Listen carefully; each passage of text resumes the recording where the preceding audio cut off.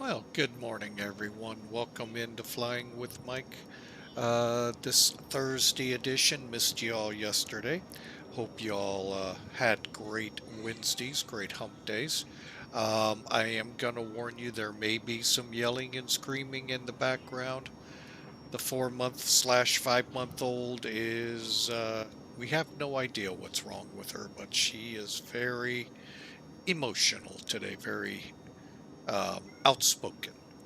So um, we will do our best to get through. We're headed from Memphis over to Newark, and yeah, we're flying for FedEx Express Virtual.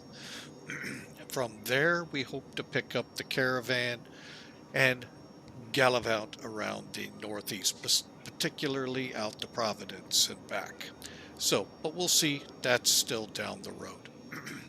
But anyway, we are going to, yes, my favorite two words in the whole English library, flight factor. We're going to fly it.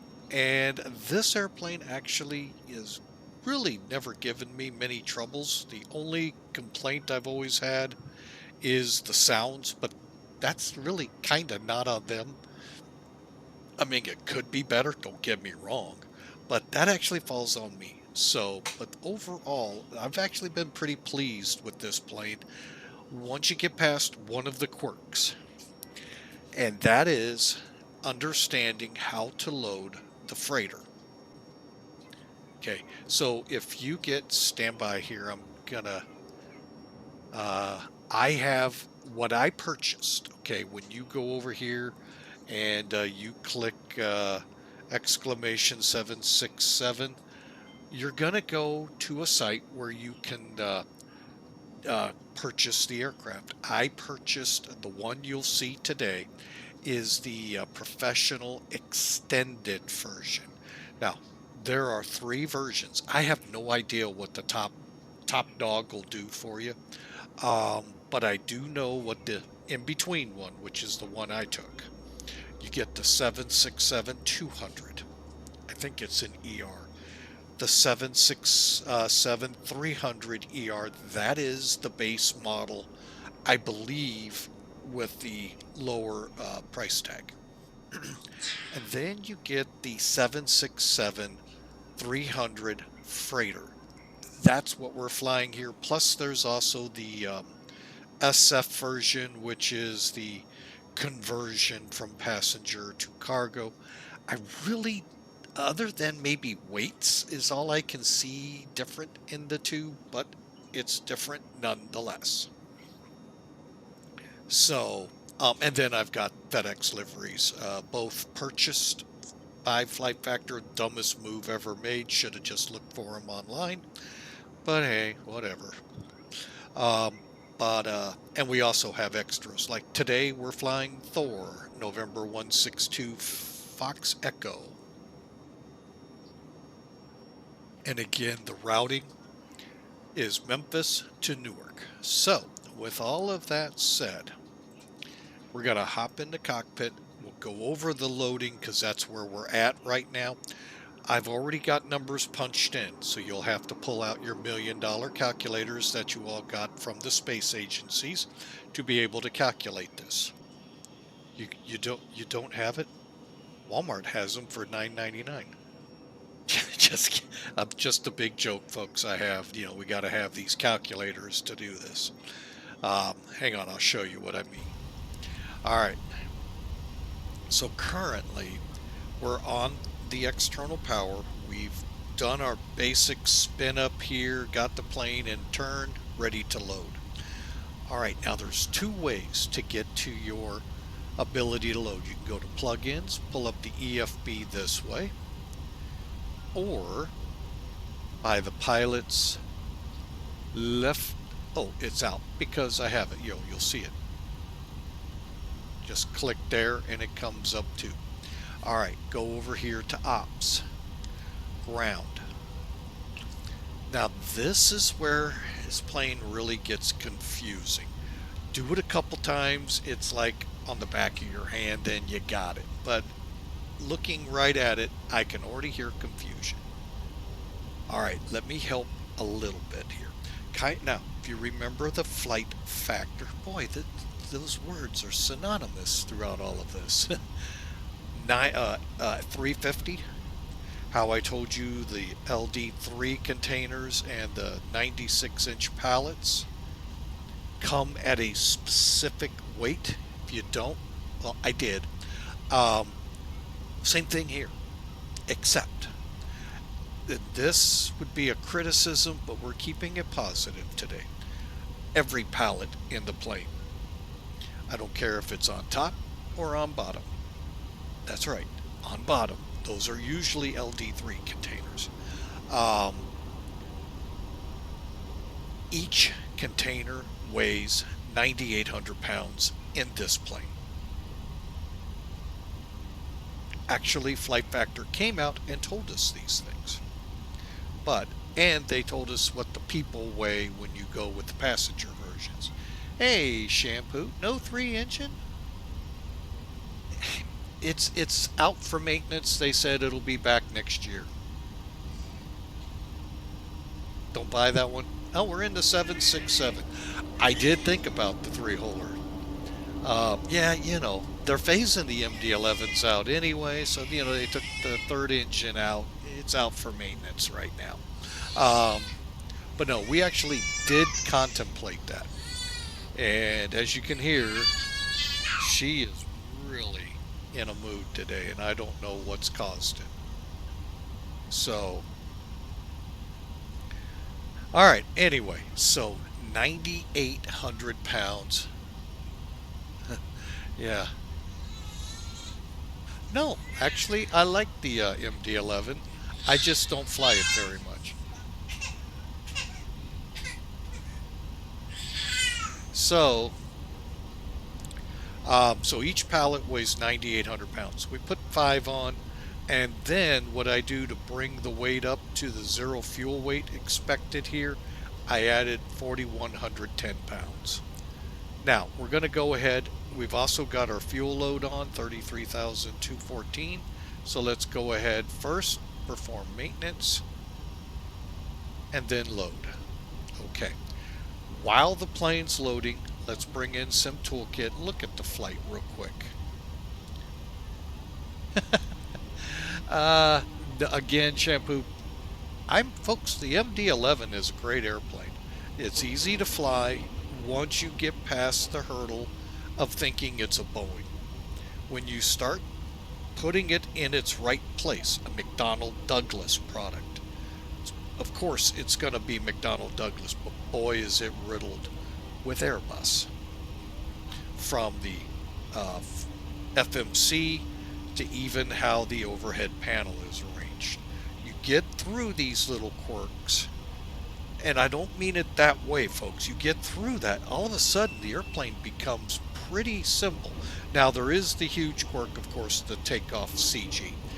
I do not know anything about that, if it has to be 30 to 31 or what, but that is what it is until Rotate either finds a way around it or we just deal with it. That's what I've done, just deal with it.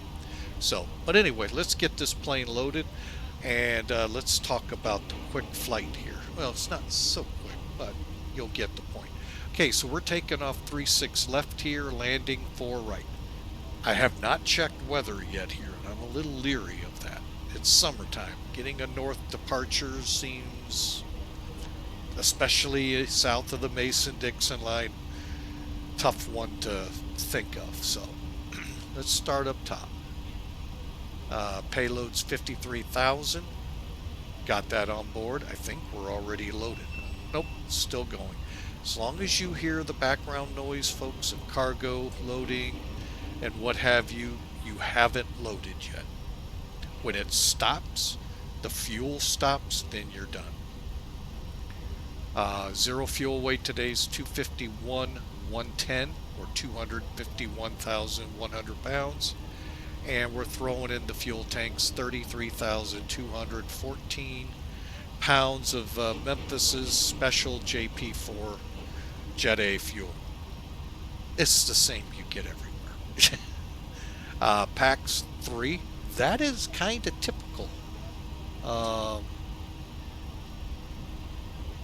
that is kind of a typical load, folks. Sometimes you will get more, but for the most part, these aircraft only carry a pilot, co-pilot, and maybe a load specialist. Now, if they're going overseas, that's when you start getting more and more people on board. Welcome aboard, Duluth Fly. Thank you so much for moderating. We appreciate you kindly.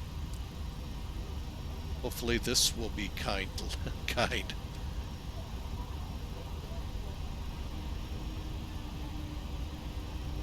All right. What are you talking about?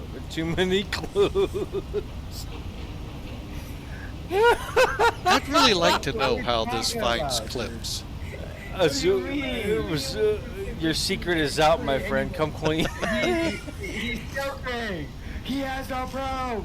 It connects too seamlessly. If he could, there's no way he has my VRChat account. There's no way. We need proof. There's no way. I mean, I might only have like Sounds like they 5,000 were having a little fun. a little less than 5,000 hours in it, but there's no way.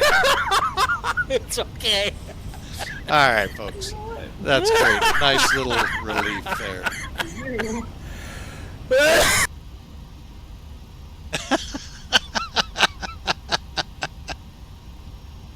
Yeah, it might have been shampoo. I have no idea where it grabs those from.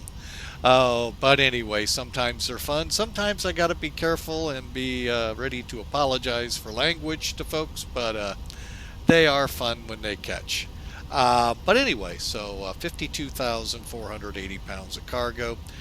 Uh, Dispatch today has been kind, gave us a cost index of 80 and a flight level of 370.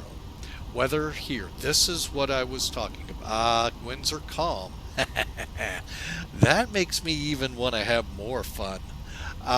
We may do a runway 9 departure.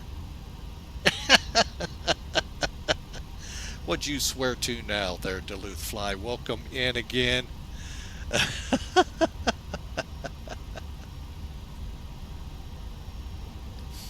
Oh, but anyway, with a calm wind here, folks, I'm half tempted to take off on either 9 or 27.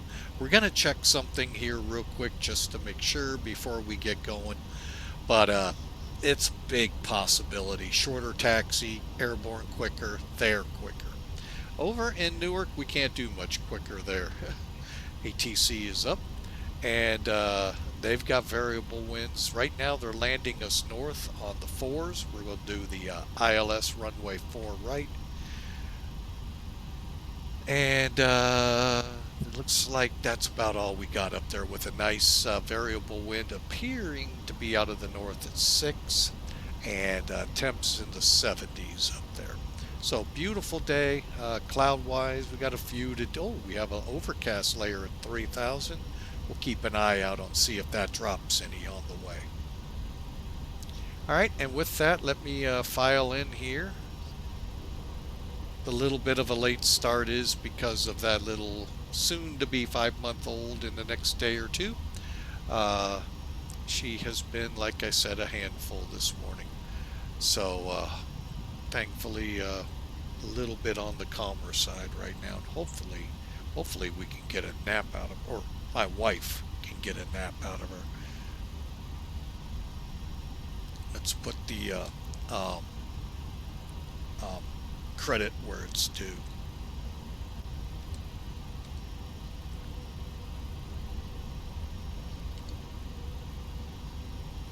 Hang on.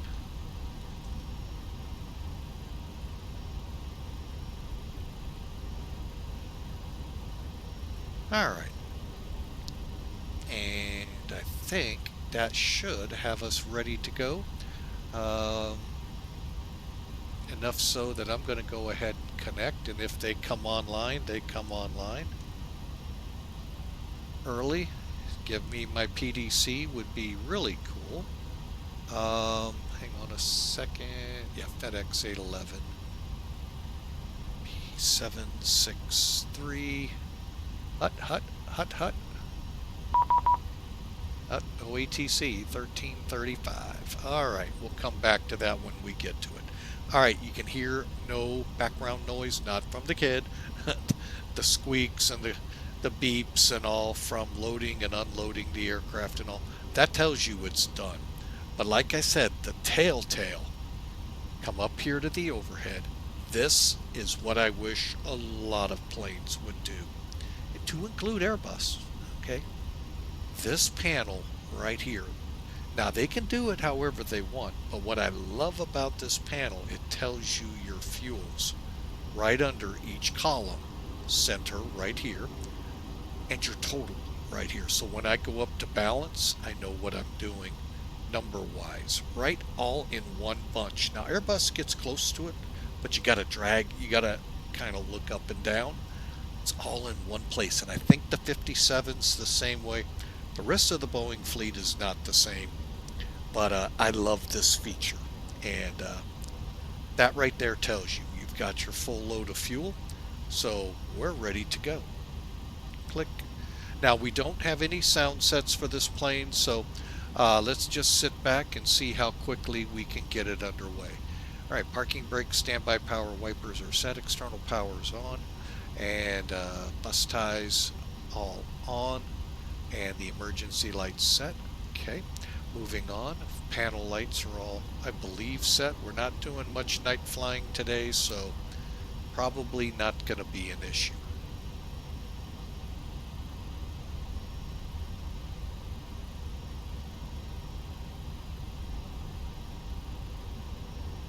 Okay.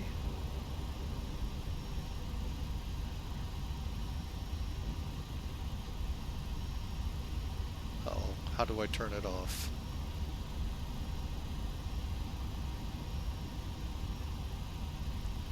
I may have just screwed up. I've never done that before here. I'd like to say I'm not going to ever again.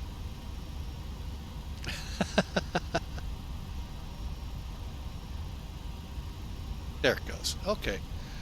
Oh, I was going to get a little nervous. It wasn't turning off. Alright, so position, wing load. Okay, position. We'll leave the wing lights off. Logo lights on. Give them plenty of light out there in the bay. Yeah, folks, you can set the lighting right here in your cabin, right here. I like it better where the flight attendants control it. They're better able to see, and it may more be like that in the real plane than the sim. But I think that is something the flight attendants should do. All right, go to align. Okay, you got all your on DCs.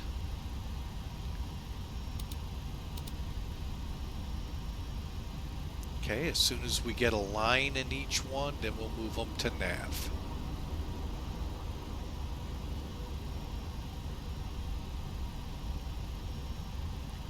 One, two, three.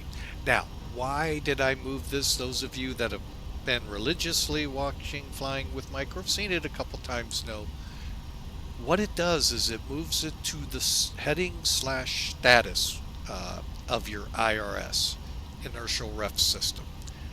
That is how many minutes till it aligns. If you're like me, you always wonder, well, how long does it really take? That's how you find out. That's not a status code. Now, once we're aligned, it will become part both heading and status codes. But for now, we use it to know when we'll be aligned.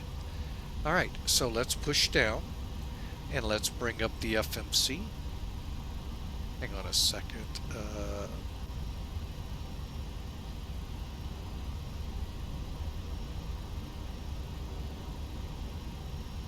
Wow, that's the first time that's ever lined up. Thank you, Flight Factor. There's something you can write in your books, folks. I actually said thank you, Flight Factor, for hearing us. Till the 5th, we are a KMEM.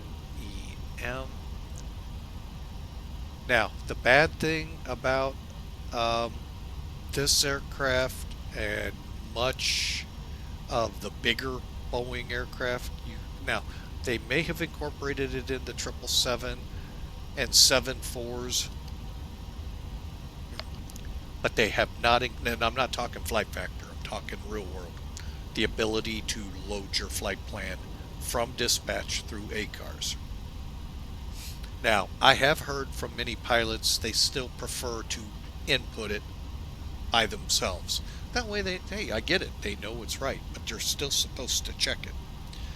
And all right, so let's do this. KMEM. Up. Hey, Flying with Mike, it's already there. KEWR.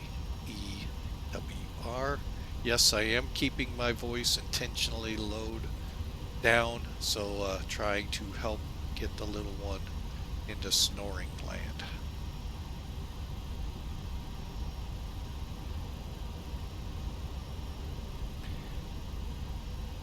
Alright, and in the sake of time, I did download the company route from SimBrief.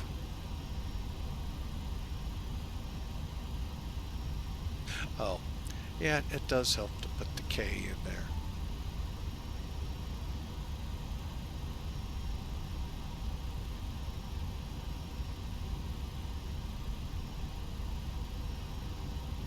Okay, hang on. Go to the next page.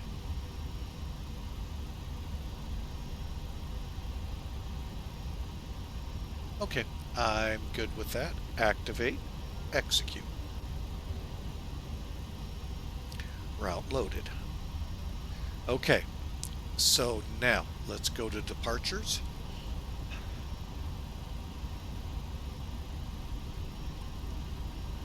Let me see what the real world says. Simultaneous visual approaches, runway 36. Simultaneous departures, departing 27 and 36s. I'm going to 27.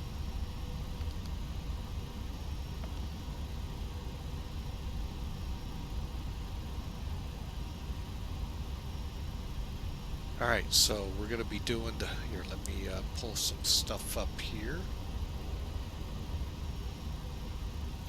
And take that down. Dang it.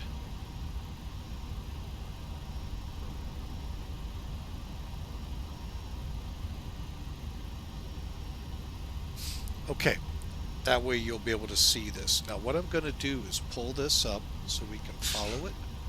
We're going to put it in plan. Oh, it's down here. Sorry, folks. Had to think where I was. 20.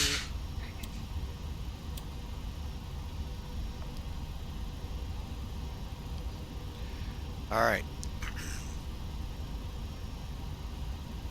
Okay, we're going to depart 27. Gotes 3. Hang on.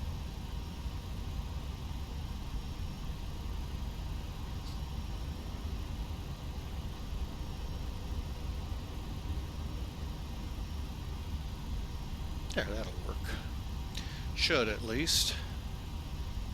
Alright, and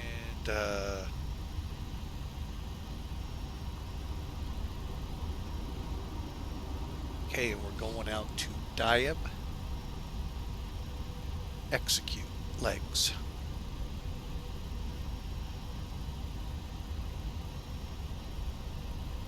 Okay, this could get tricky.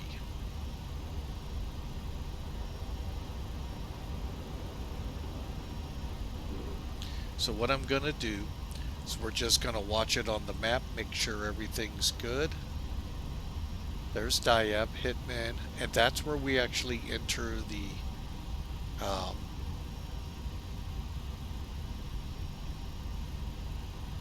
alright, as I say, that is way too quick. Alright, so we're coming off 27. We're going to vector around. Where's Doug? Oh, we're vectors all the way to Doug. Cool. Alright, so here's what we do. We come off 27, go to Doug. Let's read down here to make sure. Climb on heading 273, then continue to 2300 on 273, or is assigned by ATC, vectors to Doug. That's exactly what we're doing. Okay. Okay, so now So from Doug, we go to Gotez and DIYAB.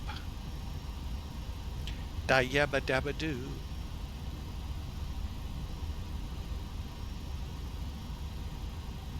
Okay.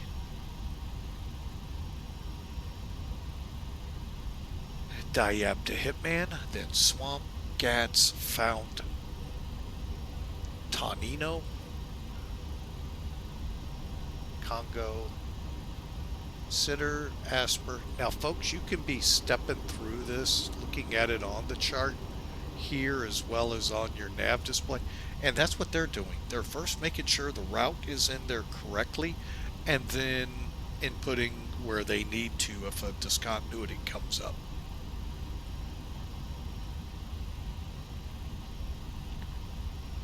Sitter, Asbury, Denny, Malls, Give. Alright, we're doing an interesting arrival. I don't think I've ever done this one called Filbo 4. Usually I'm coming in like the Lindy or something like that.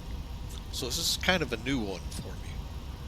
Alright, so we're coming in Gordonsville VOR, Give, I call it. Okay. First thing we got to do is go to Departure, Arrival, go to Index, Arrival. Now, we remember the VATSIM controllers, and there is VATSIM up there, folks. Okay, so ILS 4 right.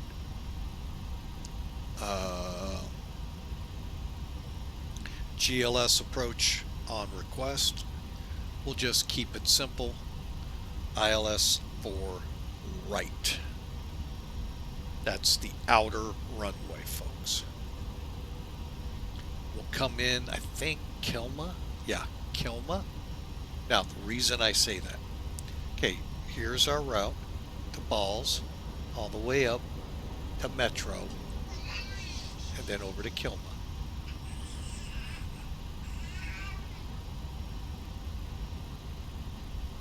Okay, Filbo off the transition of Gordonsville to 4 rights ILS, transitioning onto it at Kilma. Okay. Execute. Back to legs. Malls to Give. Execute. Next page. Oops. So let's step down through it. So Give, Balls, Bales, Palo, Swan, Fuber,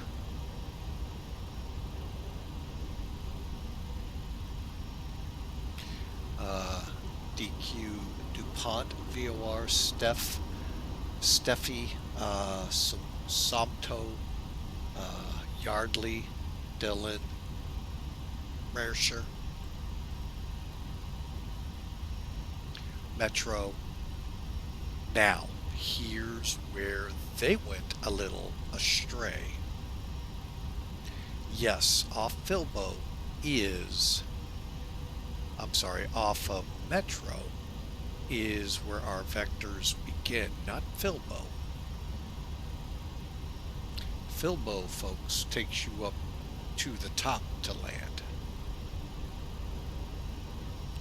So,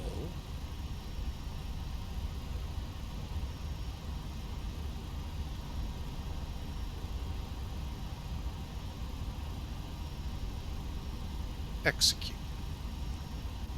Metro.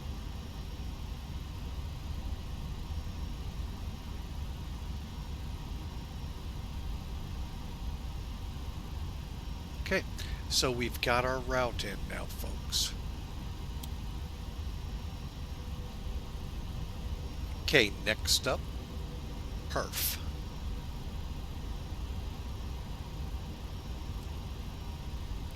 Click for your zero fuel weight. That is correct. Our hang on a second so I can just make this a little easier on me. I'm going to go ahead and crank up ACARS so I don't forget to start dispatching from KMEM, KEWR.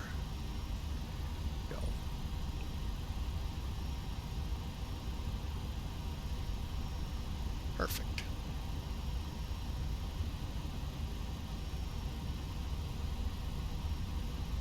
Alright, so we're on, and I'm going to just double check real quick. Give me a second here. I like to double check a couple things with FedEx Express Virtual. Perfect. As long as the okay, if you... Are you serious? ATC came up now? Okay, well, we'll deal with it. Alright, so you just want to make sure you're on the chart. And it is. Alright, for our fuel reserve, real quick, let's go with 11.3.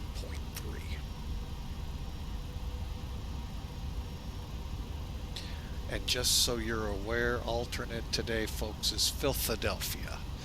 Can't do anything about that. 37,000. Cost index 80. Hopefully he gave me runway 27 because we're going to request it. Cruise wind 25014.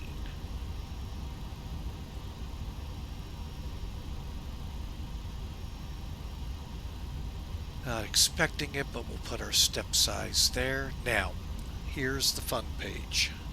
So if you're on SimBrief, go to that takeoff page.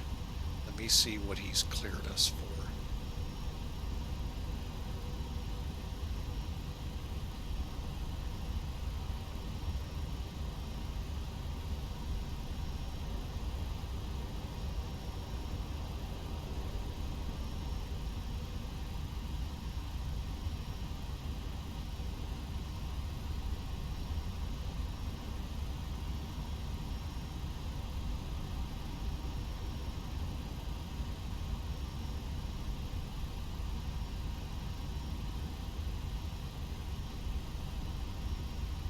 Alright, we'll go over this clearance. I was just making sure he didn't. I'm going to go ahead and work our numbers for 27.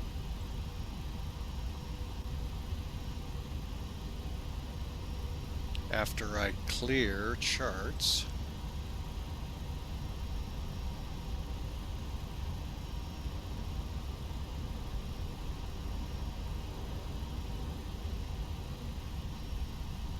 Good, we can use 27. Alright, cool. Alright, so you go to SimBrief, go to your takeoff performance. Now, that'll be in the top. Here, let me just show it to you. If you're not familiar with this, it's a neat tool that came out. I use SimToolkit, folks, because it's, to me, a one-stop place to do everything. I've got everything here for my flights, picking flights and all. Down here, I've added things to help me out as well. SimBrief, my SimBrief account right here. Alright, so here's our flight. Click View. And that's going to bring up your flight. Your flight plan is actually here. Your entire, what you'd have, all that paper and all right there. Go up here. Maybe. Why am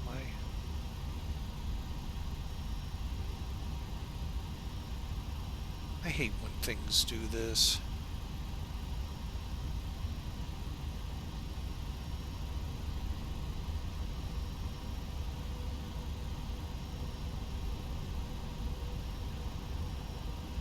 Not sure why they're bleeding through.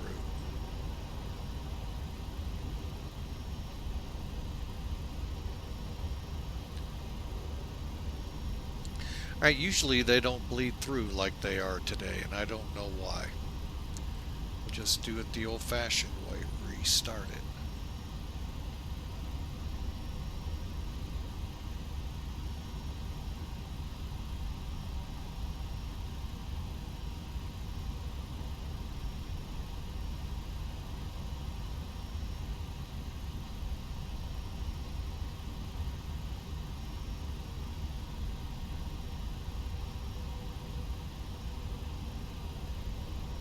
There we go. So you go to Takeoff Performance, choose your runway. We're going to do 27. Just so you're aware, it's an 8,900-foot runway. And here's all the particulars. Runway 27 winds, and they are calling, here's the numbers you're worrying about. Okay, so they want us flaps 5, duh. Takeoff 2, cool. I don't know how to set it. So we may change thrust to takeoff. Let's do that.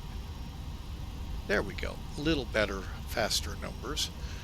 Select temperature of 54. Reason I just don't know how to set it in a plane. All the years I've been flying it, I still don't.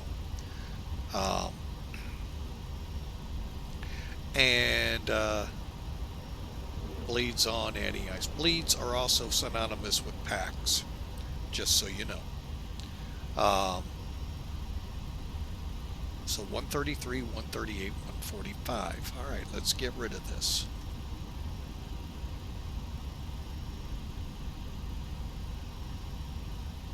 Okay, so first put in your CG. Go to page 2.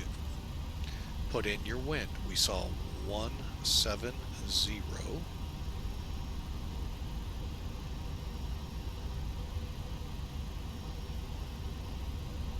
at 4. Okay, slope. Again, I can get that from Sim Toolkit real easy.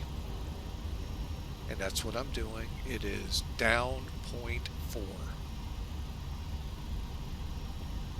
So put it in exactly like you see it, except instead of the U, put the D 0.4.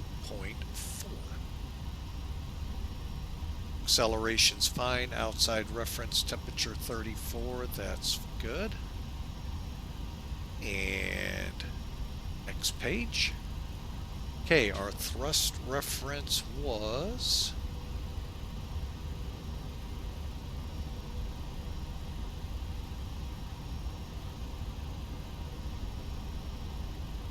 54. Flap setting 5. Alright, by turning the reference speeds on, now you see it. They were calling 133, 138, 145, 33, 38, 45. Okay, so what I'm going to do is 133, 138, and 145. Okay, we're ready to go, folks. Okay, all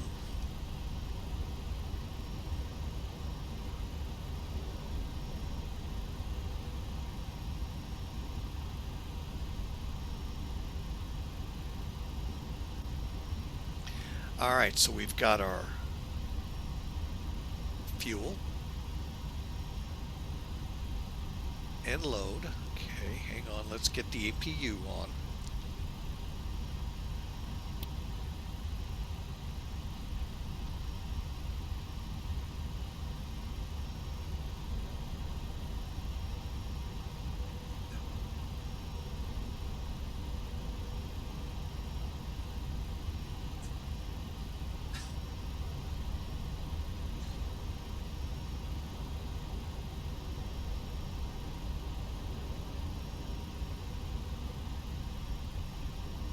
Okay,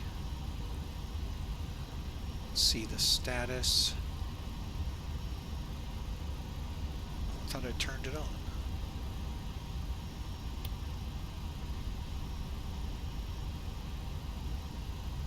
Okay, fuel pump on. And here we go, folks.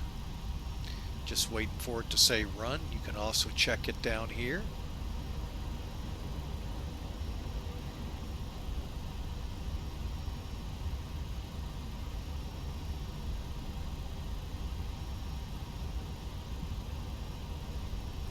Okay, since we've got the loaders away,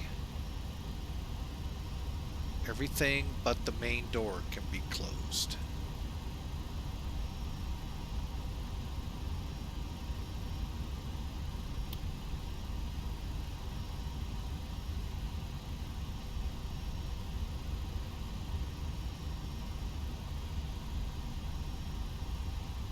Okay, the APU is available. So we go to the generator, turn it on.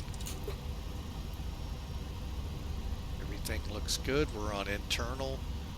And we can get rid of now. That's not set right.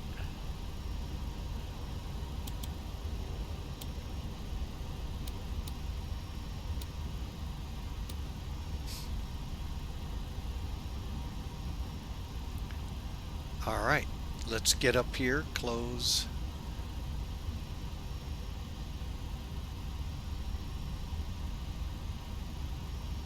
GPU out.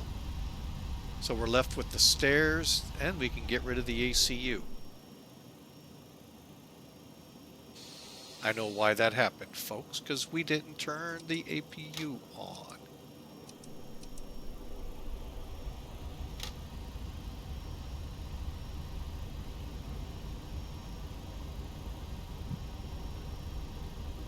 All right, folks, let's light them up. Memphis Center, 32550.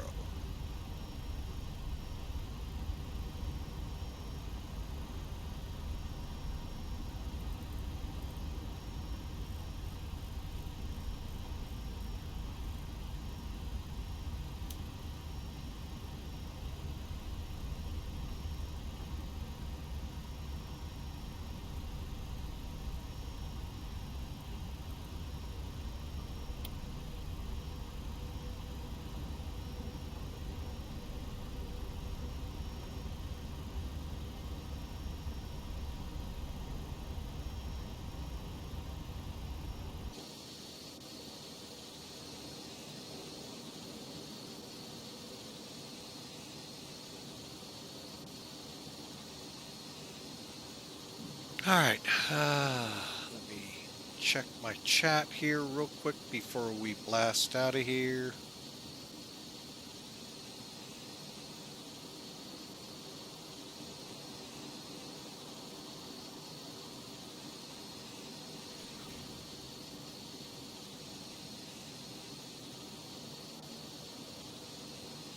All right, looks good. All right, we're ready to go.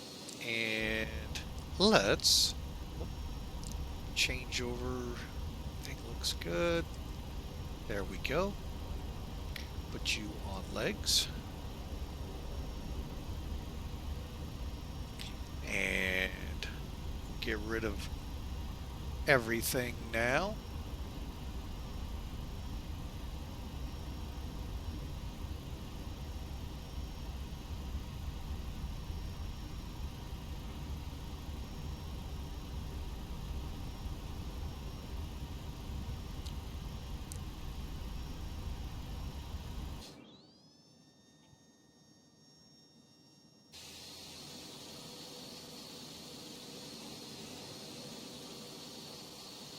I almost feel like we'll need to watch this from the outside after we get... Whoa. Okay, he's not hooked into us. Okay. I was going to say, I thought we got rid of that. All right, we're ready to go, folks. ACARS is running. And we're good to go for Newark. I hope y'all enjoy the ride. Sorry for the lower volume into my voice. With the youngin' here, trying to calm her down today. I don't want to be the one to have woke her up.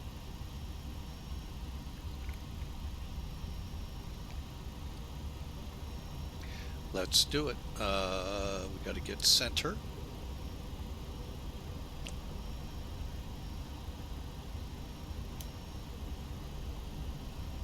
Oh, we were on center.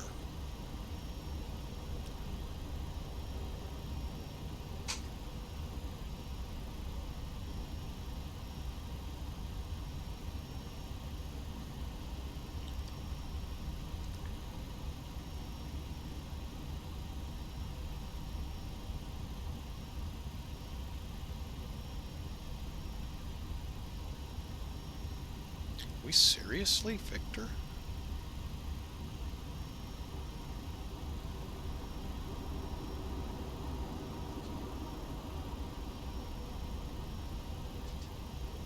We're seriously, Victor. Okay. At least I didn't call it Shirley.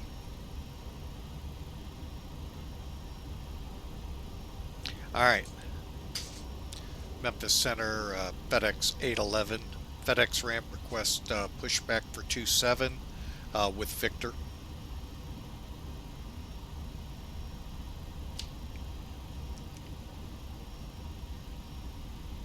Uh-oh. I think my volumes are down.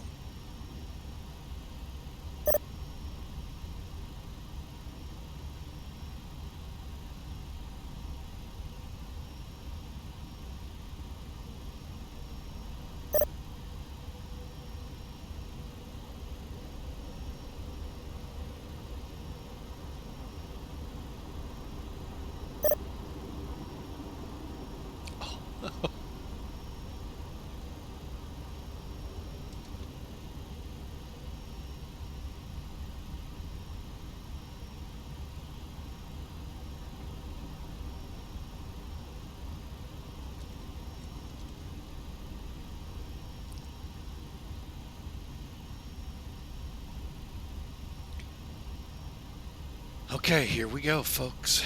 And like I said, this may be fun to watch. Then we plan to. Okay, just going through everything real quick. Um,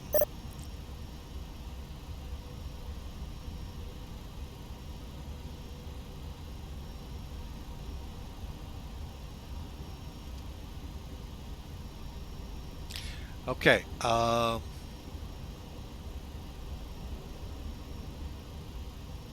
Because we didn't finish up. So legs, okay. Yaw dampers will stay off for now. Electrics are on. Hydraulics C1, C2 on.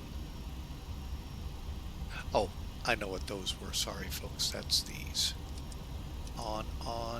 Always put the covers back on if they have them. Let me explain why.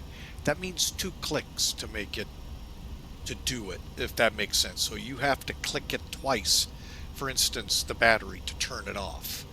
It's a little safety measure. Okay, that's set. Aft bulkheads on. Wing engines on. Engine start today is odd, I believe. Yep. Odd days, I go with the odd number. Even, I go with the even. Pretty tough system, huh? Fuel pumps on. Beacons are on. And cabin alt control. Landing is automatic and will be on auto 1. 20 feet set. Equipment cooling auto. Trim airs and cabin control set. Charts, dome lights set, and cabin temp set. Here we go for some fun, folks. Wait a minute. Oh, yeah, I got rid of them yesterday. I was just trying to realize, why didn't I see the 3 little boxes? Let me know where you want this thing. Right about here.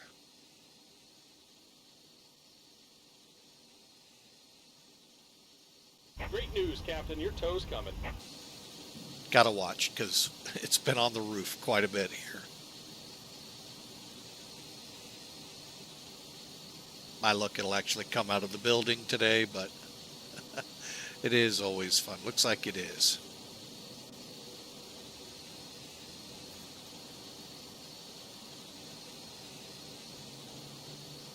Coming out of the building today. A couple days ago, it would have came off the roof.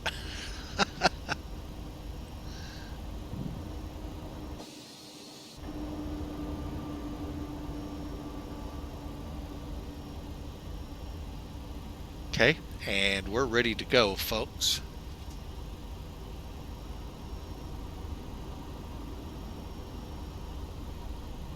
All right. Looks like the doors and hatches are closed and we're ready to connect. Cleared to connect.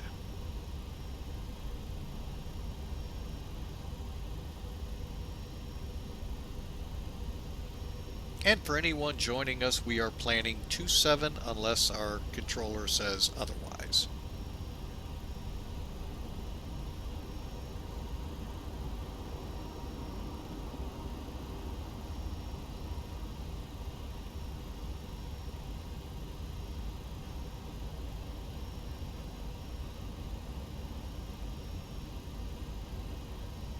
see if any of this traffic is with. Nope. Welcome aboard, Captain. I'm the Toe's only connected, one. bypass pins inserted. Go and kill the parking brake when you're ready to go. Alright folks, you all ready to go? Well, I need to do a couple things up front here. Beacons on. We're setting our speed at 145. Let's go to 155. Planning 27.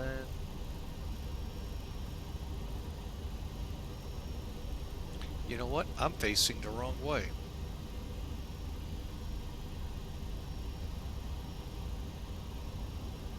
I certainly am. Doggone it.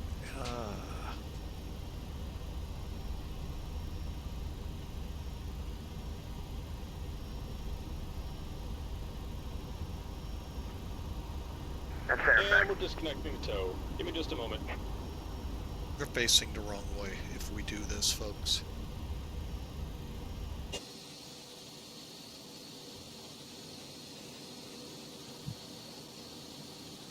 I need to go that way. I don't think they'll let me back taxi the runway.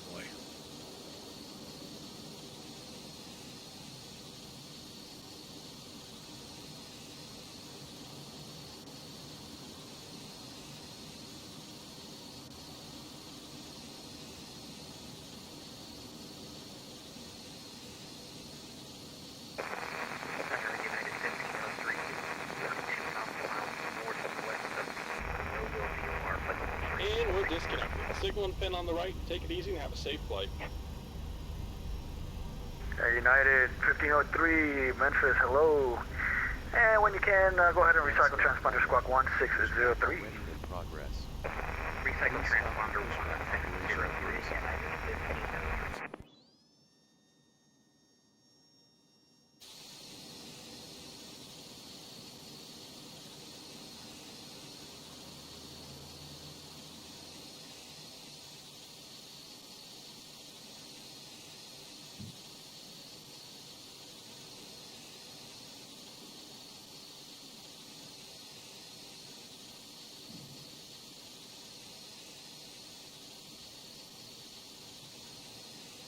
United 1503, ready contact 360, welcome.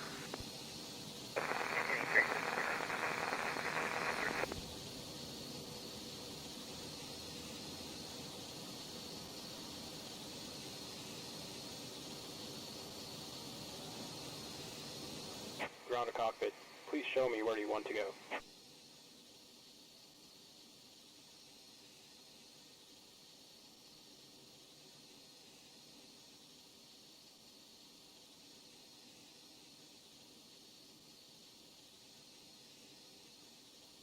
Ground to cockpit. Toe is driving up. Now we got it right.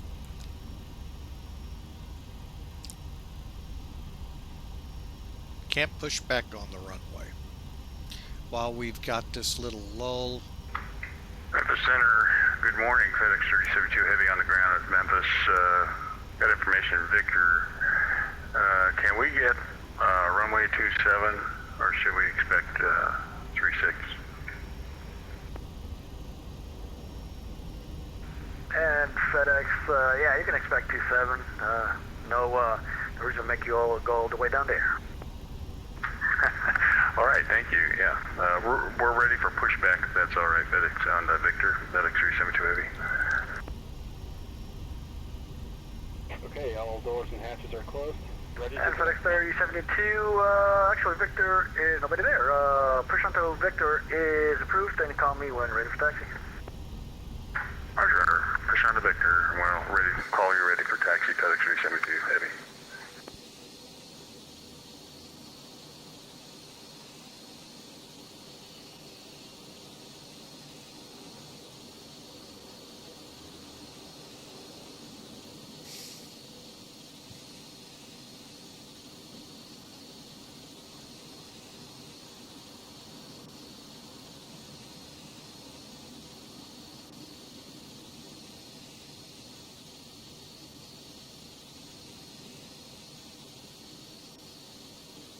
Toe connected and bypass pin inserted. Release parking brake.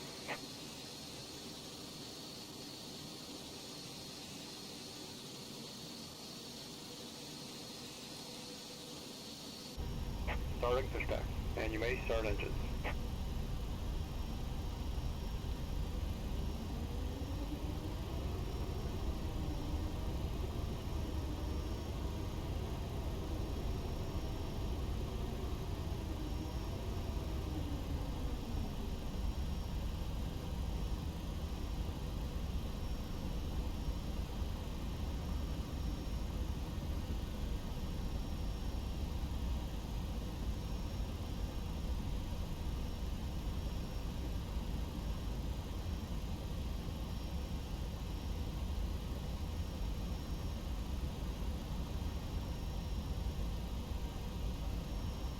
Okay, sorry for that, folks.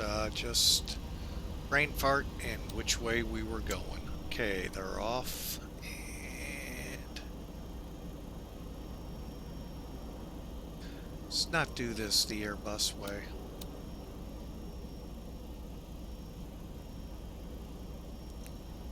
At these magenta lines, folks, we can turn on the fuel.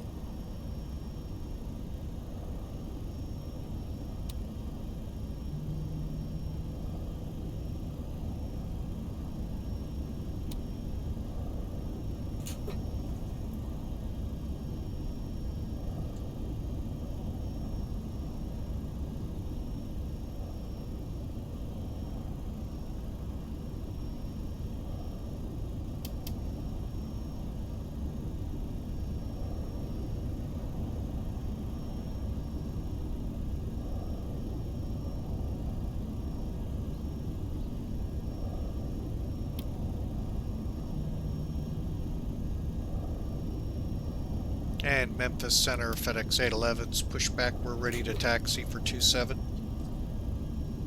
And FedEx 811, runway 27, taxi via Victor. Via Victor, 27, FedEx 811 Heavy. Operation complete. Set parking brake. Disconnecting tow. Stand by. Okay. While he's doing all of that, we'll finish up here. We're on the Jans, correct. Let's first get on. Okay.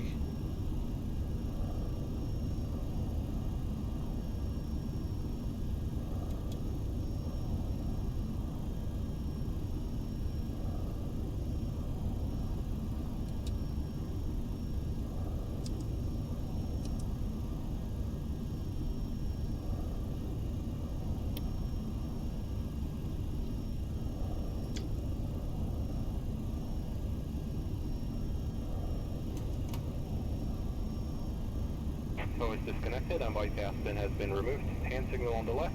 We'll see you next time and have a safe flight.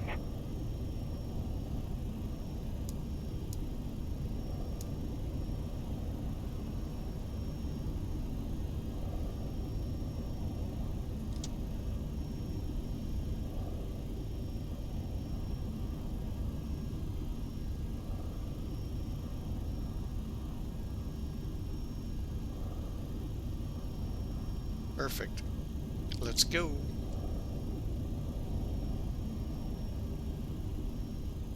Alright, so EPU gen left and right. Open. Packs back on.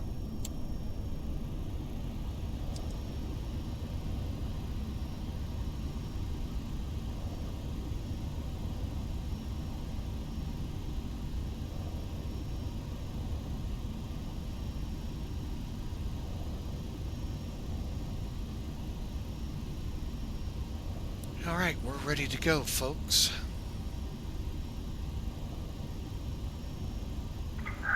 And Memphis Center, FedEx 372, ready to taxi 127 with information Victor. FedEx 372, runway 27, taxi via Victor behind the company MD.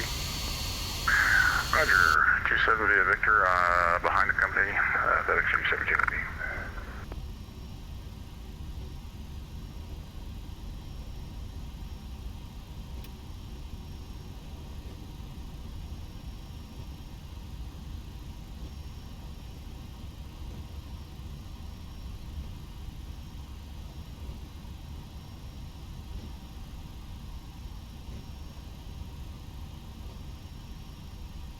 And center FedEx 811 Heavy will be ready at the end. FedEx 811 Heavy, fly runway heading up to 5,000, runway 27, clear for takeoff, winds 1704. Runway heading up to 5,000, FedEx 811, clear for takeoff.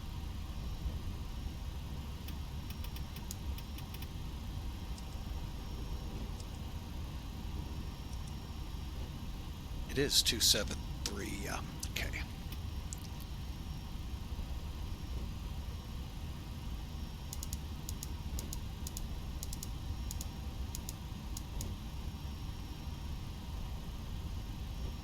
Okay, wing lights on. Strobes are on. We're ready to go, folks. You cleared us for takeoff, so rolling takeoff.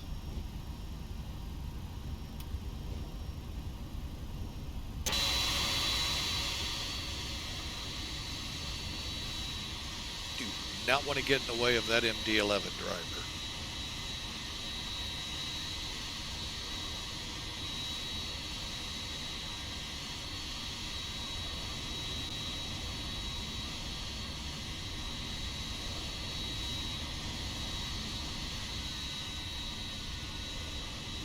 FedEx 3072, runway 27, line up and wait. Roger, runway 27, line up and wait, FedEx 372 Heavy. At the center, TDM 850, Tango Bravo 20 miles northwest of Holly Springs Yard, flight level 200. And TBM November 850, Tango Bravo, good afternoon, recycle transponder squad 5523. 5523, 850, Tango Bravo.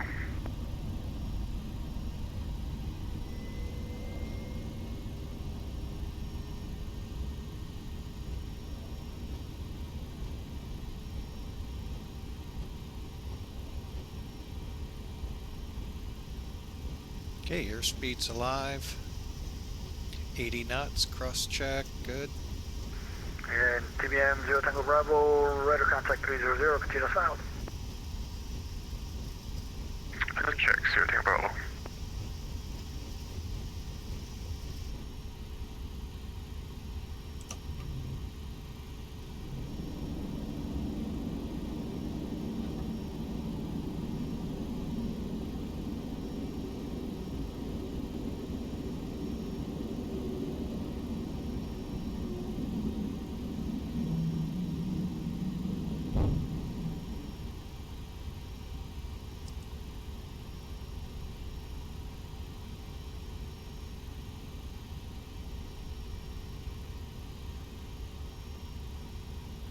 And FedEx 811, radar contact 1,700, you can proceed.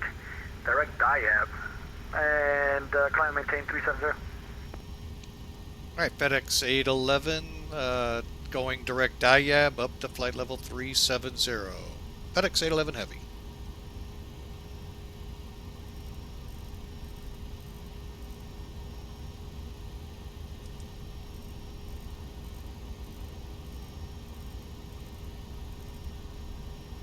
And FedEx 3072, caution wake turbulence, heavy MD-11 just departed. Let's see, runway heading 5,000, clear for takeoff, runway 27, winds 1204.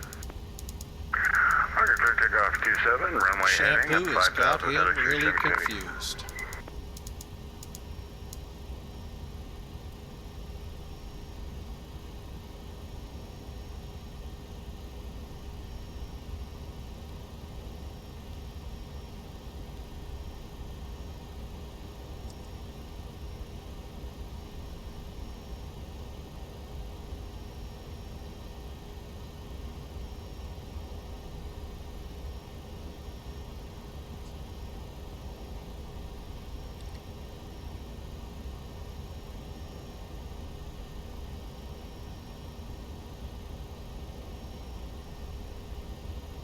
Yeah, it's got me as a 767. I'm just checking.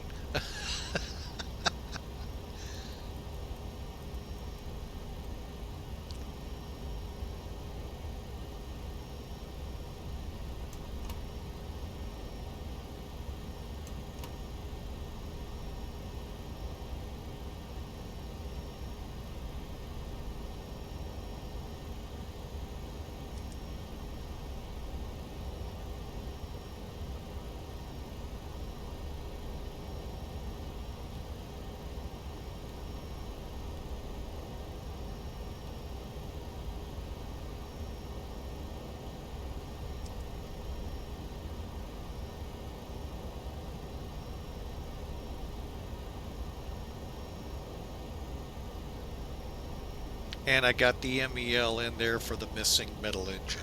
FedEx 3072 Heavy, radar contact 1700. Continue, let's see, direct Kansas City, MCI, climb maintain 340. Roger, direct Kansas City MCI and up to flight level 340, FedEx 37 Heavy.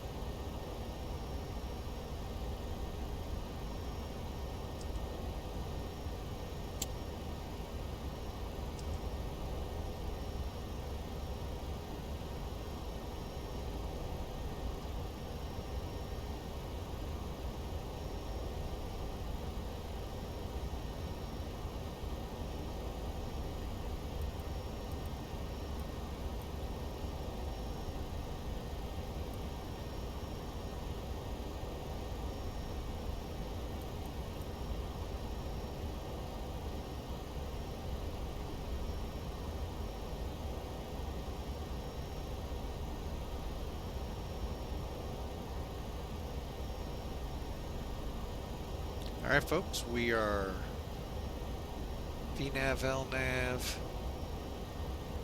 and direct DIYAB, and we're almost there, by the way, if you haven't noticed. Although on this chart it sure looks like a long way away. Alright, well folks, oh,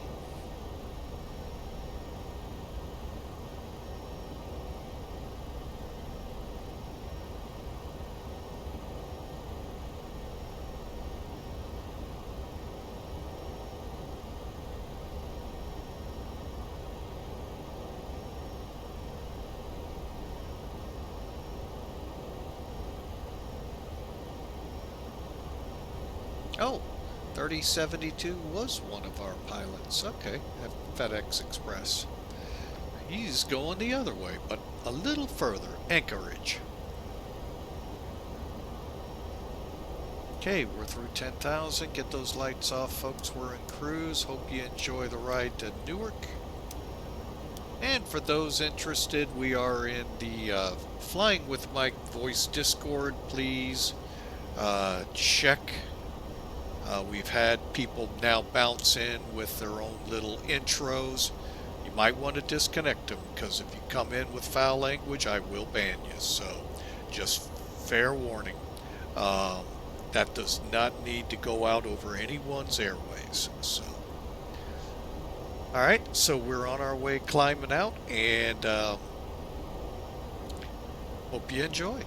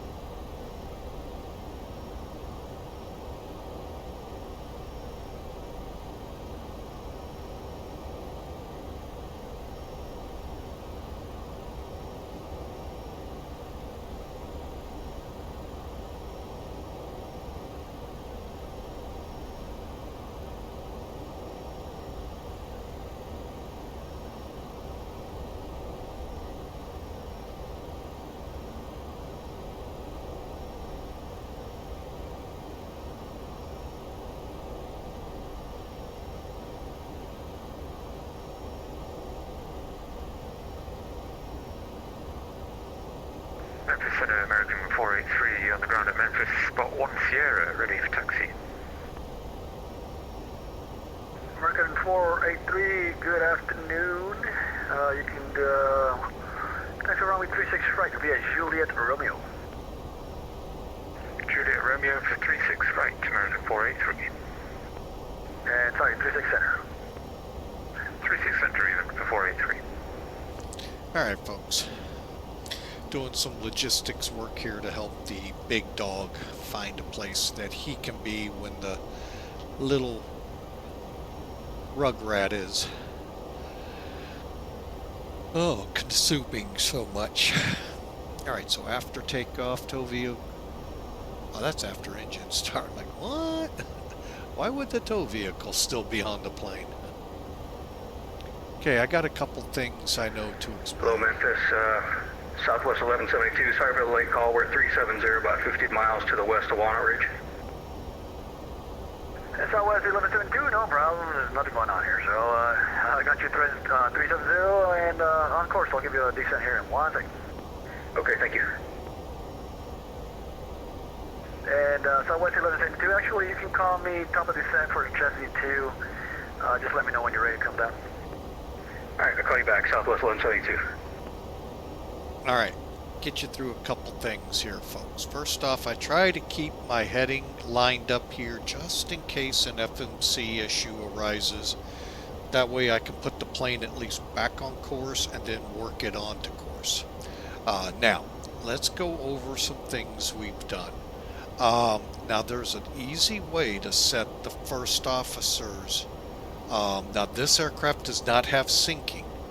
So you have a short or a quick key, short key, whatever you want to call it, to be able to set 2992 or whatever altimeter it disagrees with on the first officer side. It's this little set screw right here. It's the only one that will give you the arrow. Now, if you're on the first officer side, reciprocal, it'll be the other arrow. So that'll set it. Disagree goes away. That's one nice feature here. The other is right below the flight director switch. This little button right here, this set screw, clicking on it puts you in toga. So when you throttle up on the runway to 40 to 60%, I prefer kind of trying to get it about right here so you can just see a quick look to see it's on the lower circles. Real easy to see them ready to go. Punch it, it goes to toga, then I have to move my throttle quadrant forward, otherwise it'll back off on me. And that's it, folks. Some neat little razzmatazz, if you want to call it that, but it really does help us. And again, that sim toolkit or sim brief takeoff and landing performance charting is phenomenal. The A350's not in it. Some aircraft are not in it. That's a bummer. But there are good takeoff performance features built into the plane to help you. Now, we are on our way to Newark, so I hope you enjoy. American 483, RNAV to Jacks, runway 36 center, clear for takeoff, winds 1704. Clear takeoff 36 center on off to Jacks, American 483.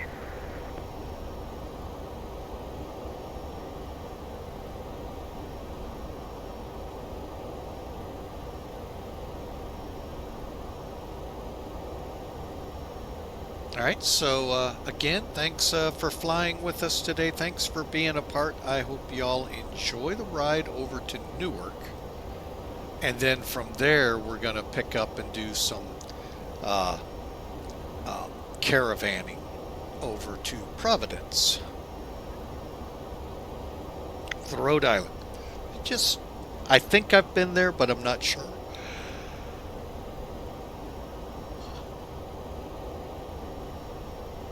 So I figured, what the heck? Let me just make sure my lights are off. And folks, in this airplane, it can be tricky to tell. So what you may want to do is come at it from this angle. See how they look on. I don't know if there's anything Flight Factor could do to help with the positioning of those switches, or it is what it is. I don't know. But you don't hear a lot of complaints out of this plane because they've actually taken care of it. It's really been a phenomenal plane. The A320 used to be in that category, and there were problems that came up as the 777 came out. And forgotten. So, and I think they still got a lot of work to do on it. And of course, there probably will say, well, the amount of work we need to do needs to be a V3 or V whatever on it. But this plane, now there are some things I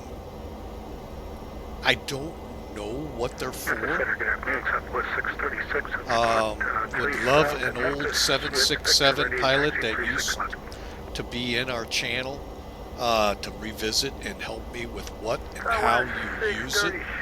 But overall, this is a pretty easy plane to fly. And boy, I really screwed up. He wanted me 10 minutes after departure to 5,000. I would have been screwed. Climbing 370, American 483.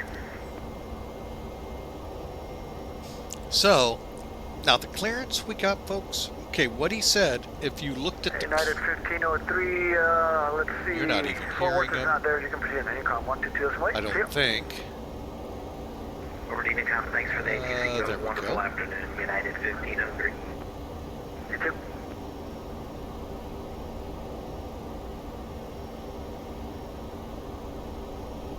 Oh, I did not mean that. It's the acres that I always forget, folks.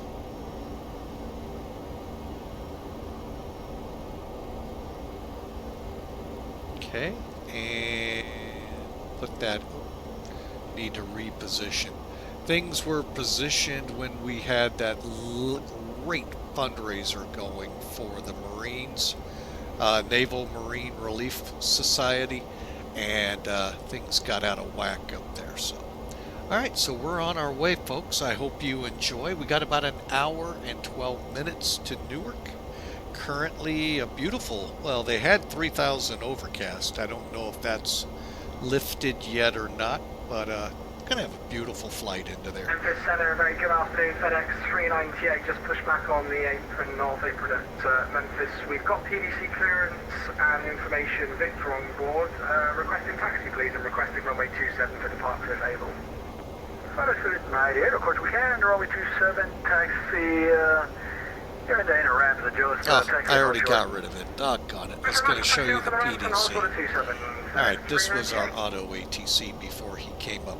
We were basically, folks, though, given a clearance, climbed to 5,000 feet, 10 minutes after departure, flight level 370.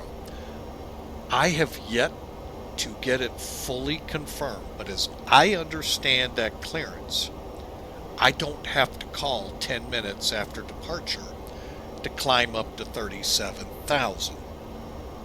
However, I think I would, just for his situational awareness, and he may bump it to 12,000, 13,000, 20,000, you know what I'm saying. But I think... radio check, American 628. And American call 628, 5x5.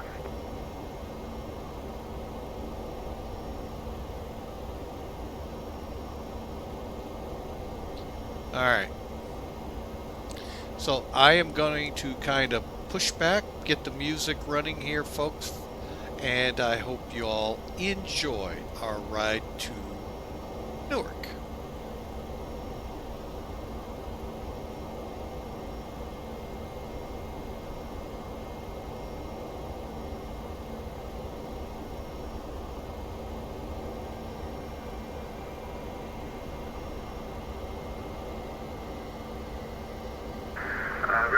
Just start American 628.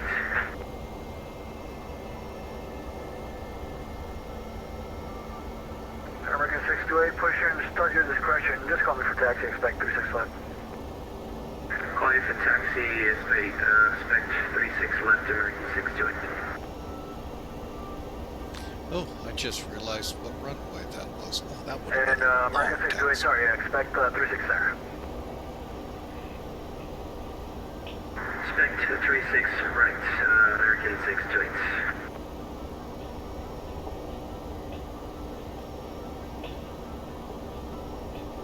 FedEx 398 short of 27 at Victor 2, we're ready for departure.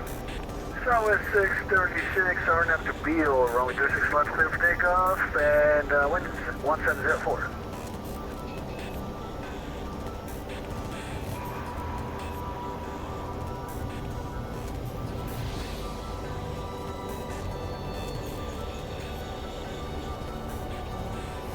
Southwest 636.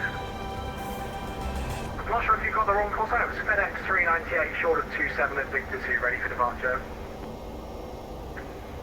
Oh, yeah, I was just clear southwest, FedEx 398, line up and wait 27. No problem, it's just the timing there. We'll line up and wait 27, FedEx 398.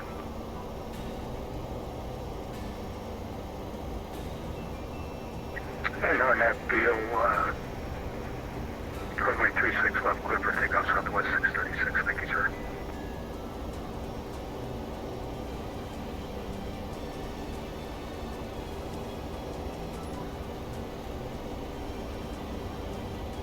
What's going on? Hey, well, welcome.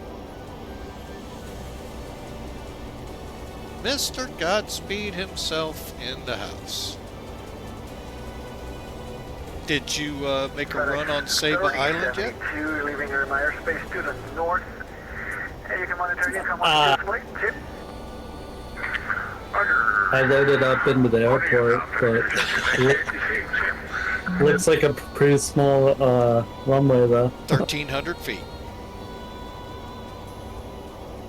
Looks a lot smaller than that. Well, the problem is you have displacements on each end. I think the actual threshold lines is like 900 something, but you can use the full 300. I'm thinking about downloading the Islander to fly it. It looks like a cool little plane to fly too.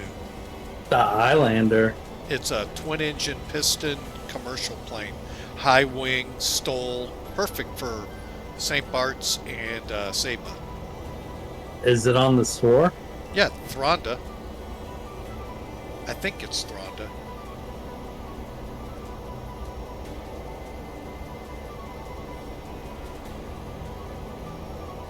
Like I said when I told you this morning, I actually flew to it and I saw that short run. I went, I know. It took me a little bit to find it too. Well, I mean, I thought you were still, like, I seen you were on, like, I forget what program it was last night. I didn't even think you were, Actually, new. 1606. I thought you were still flying last night, because there was it said you were on, like, some type of... Really? No, I wasn't flying last night. I was just setting up some stuff for today's flight. But I do plan to try to make runs on Saba. And I expect it to probably be as many approaches as I did St. Bart's.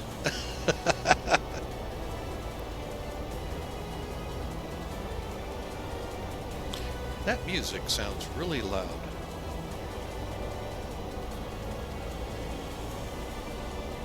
It is. Hang on. There we go. I can turn it down in my ears, and I'm like, wait a minute, don't do that. If it's too loud, that setting, it's too loud for everyone. Did that turn it down?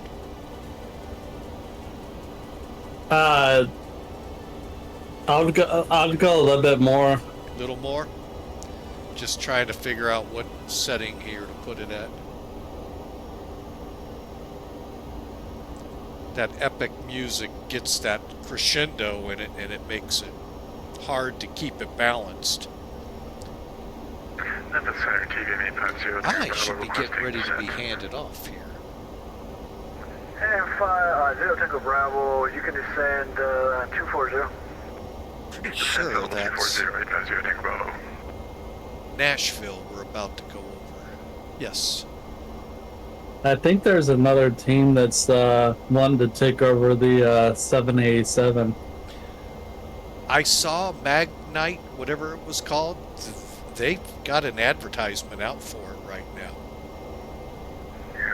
What, a new team taking over or an update for it? I couldn't discern. It just takes you to the place where they sell it. So, FedEx 398, you can turn left, let's do direct Kirby. Direct Kirby, FedEx 398. alright, so getting a little bit of popcorn out here with the thunderstorms.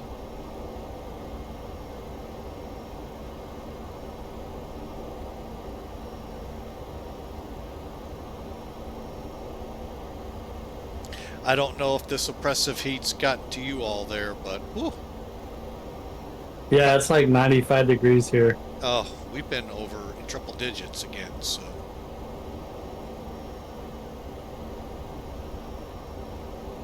The last hurrah of summer.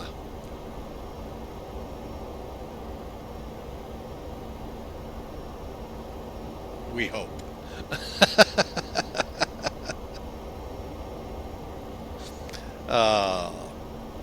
Yeah, I've been seeing a lot of interesting Facebook posts about. Well, food is here. Centers are going to be closing down for about 10 minutes. I'll be back.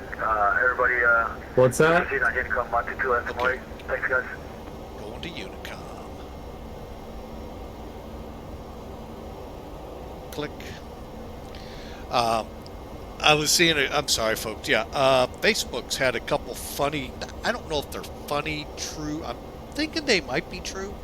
Posts about why the humidity is so high right now here in the Midwest.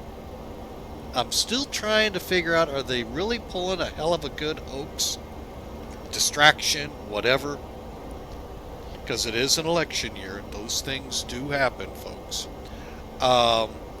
Talking about how much moisture is being pulled out of the fields right now to dry up the corn. The corn is literally being sucked dry by the atmosphere. I'm like, I can kind of see it because that's what they want it to do, dry out right now so they can pick it. But is what they're saying true or not?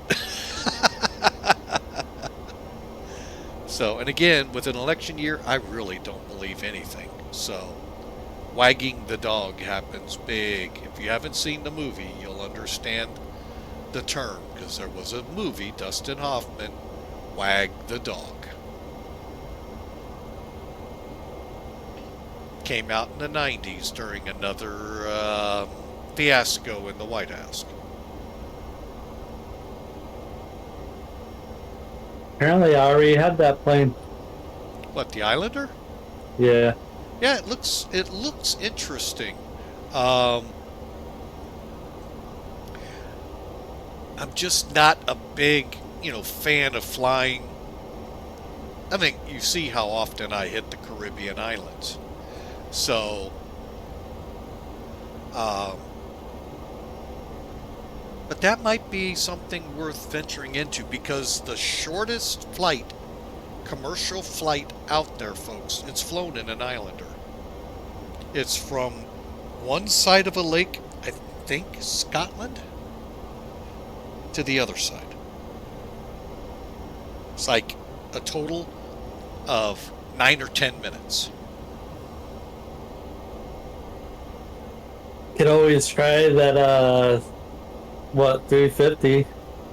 King Air? Yeah. I would do the C-90, but the King Air is intriguing because of the complexity of it. Is that the one that's study level? I don't know too much about it. I know the one in X-Plane default, that's a good plane. But I would love the guy that built what I now affectionately like to call the fire starter, where I blew engines left and right. His mod, though, was just incredible what he did. He may have overdone it in certain areas and not enough in others, but what a mod he came out with. Just amazing. And once I figured out his little method to his madness, the engines didn't catch fire all the time.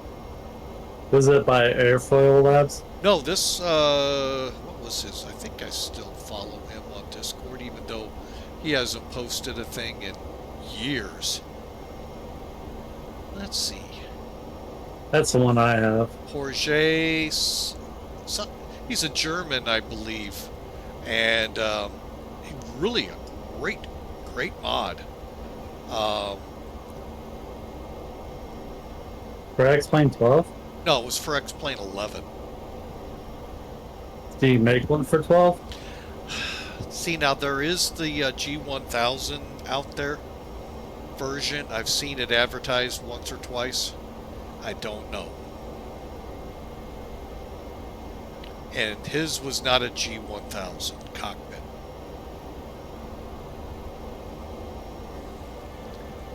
Alright. I am out of ATC for a while, folks. Let me double check. New York Center. I knew you wouldn't stay quiet up in the Northeast for long.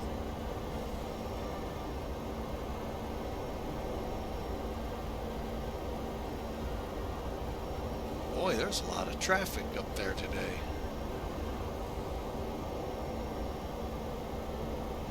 Alright, Newark, what's going on? Let's see. Ooh, that's details. I don't want details.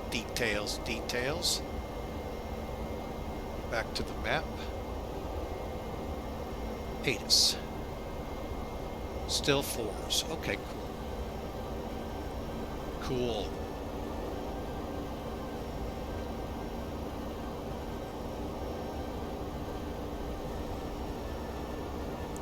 Alright, so folks, we are level 37,000. Hang on a second.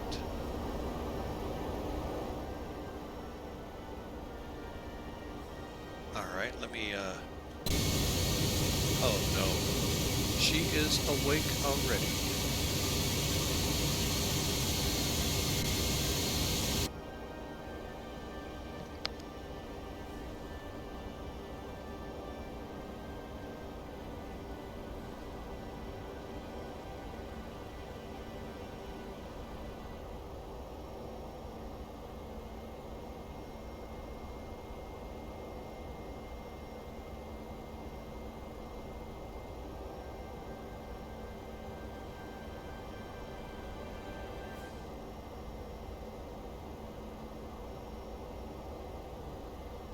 We're trying to get the little, we'll call her a monster today, to sleep.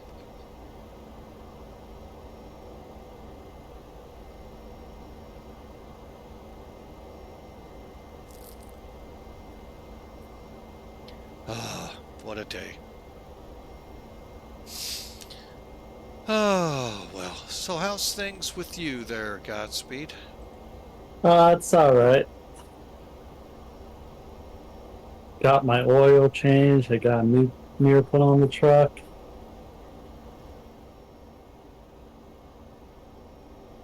Cool. Saying about painting a plane.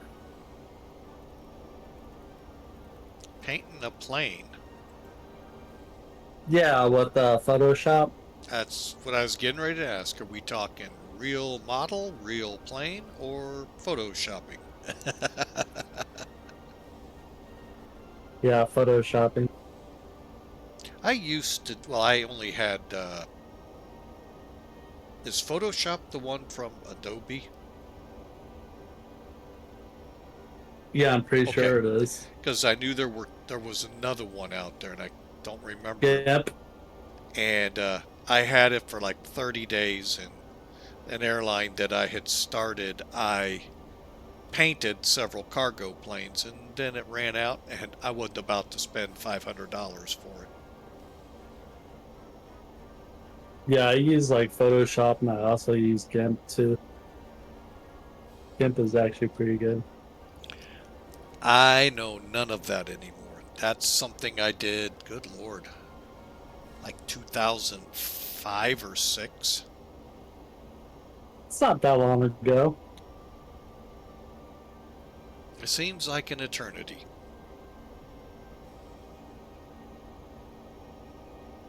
Be like learning how to drive again. Almost. Or at least learning how to drive a big rig again.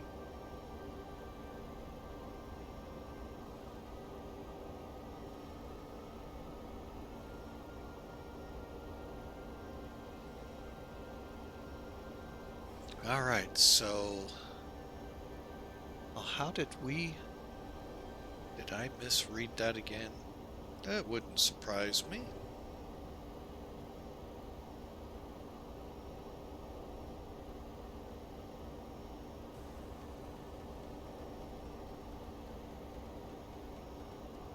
Hour and 13 minutes. Yep, I probably misread it. I was trying to think in my mind, that seems awful. Long distance for an hour and 12 minutes. About 20 minutes ago, folks, when I said that.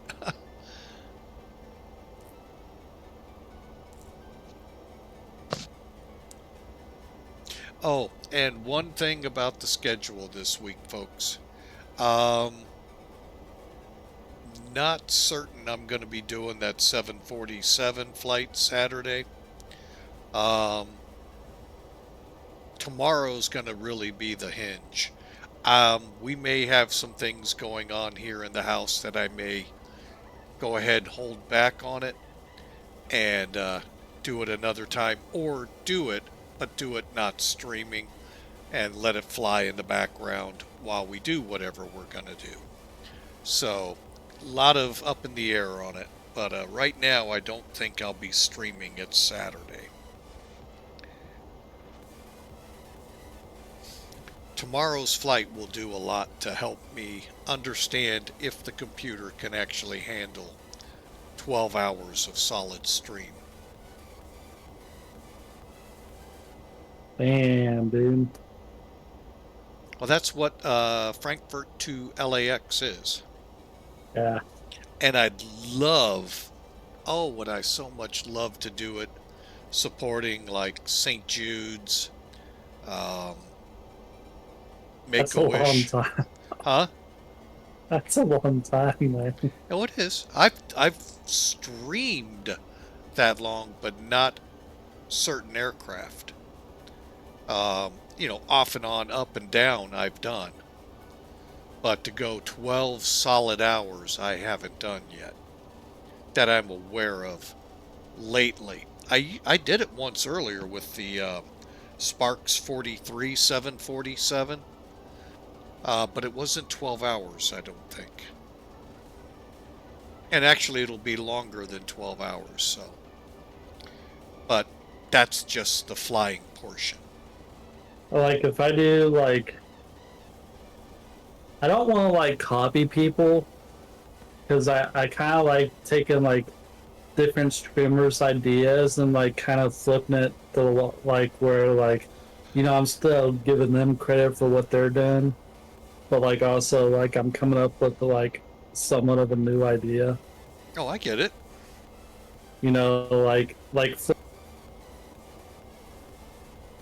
Like Fliggity, he does the GeoGuessr stuff, right? And then he has like those movies and stuff, and he picks like whoever has the best movie, stuff like that. But like I was actually thinking about doing like some the hell is it called? Like Jet Party Box or something. Cool.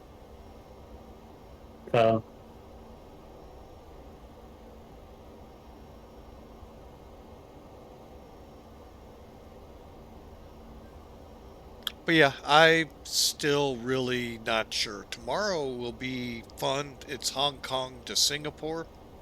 In the A350, see how much I retained in a week. And we'll see how that goes.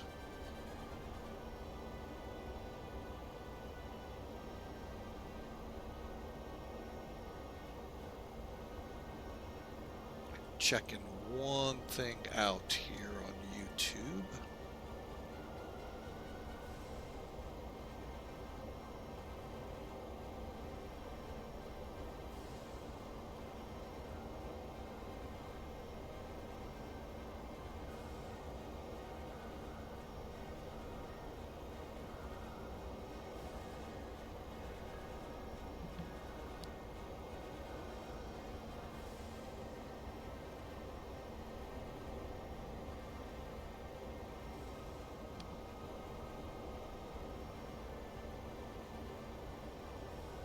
Oh, there's a 13-minute video of St. Bartholomew before and after the beta 1.2 update.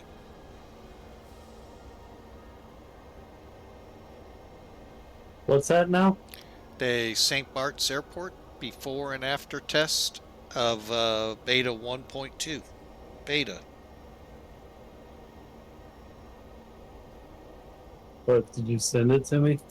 I can give you the link. Yeah, hang on. Let me see how that translates.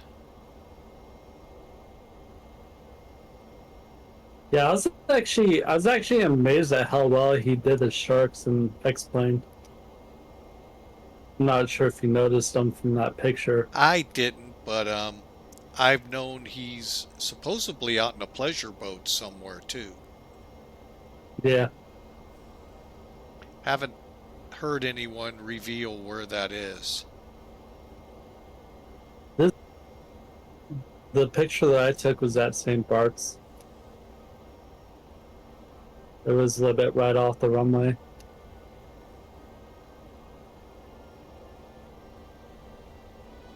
Oh, there you are. I was like, where are you hiding in here? I changed passwords yesterday and having a hard time. Things seem to be a little out of whack. Just DM'd it to you. Yeah, I got it. Appreciate it. Yeah, I see McKnight 1.11.0 for X-Plane 12. Streaming today. Vancouver to Calgary for waiting. It'll be at 2 o'clock. So, those interested in it.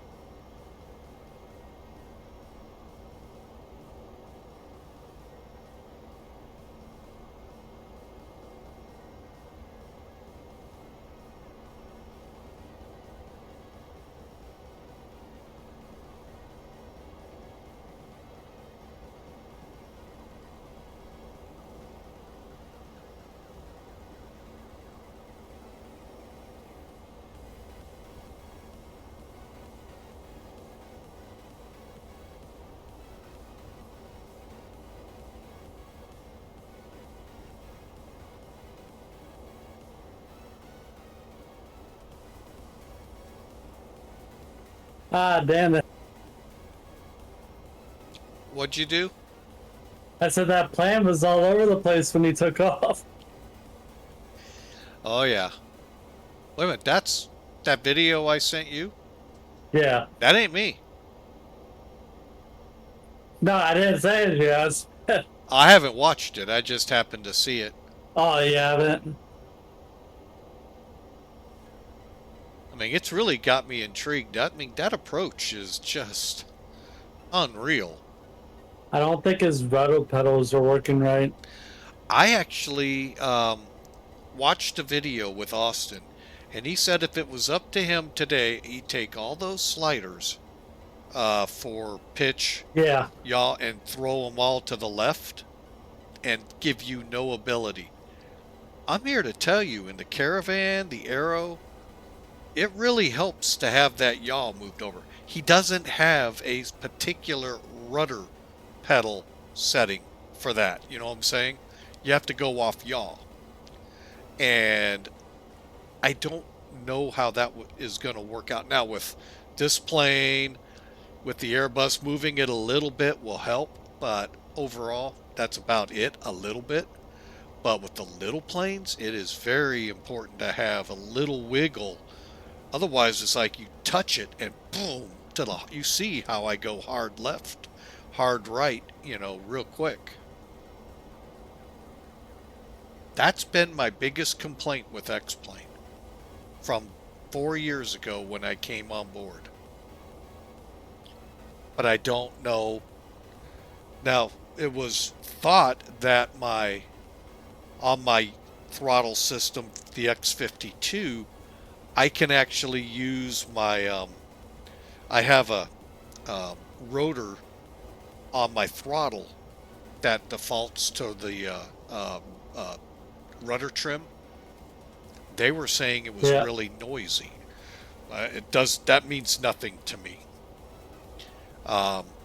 And so I got rid of it, and that helped a lot. But I still don't have any good trim way of doing things. And of course, in a Cessna 172, you don't have rudder trim except on your feet. So, but on a Caravan, you do have one. I don't know if they use it or not.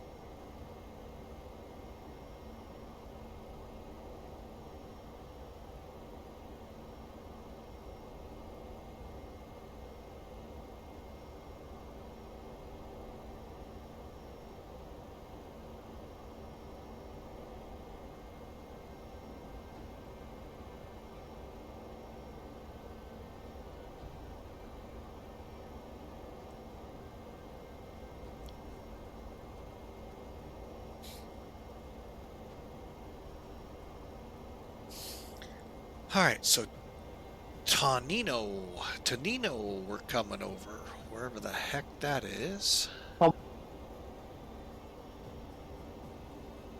right there.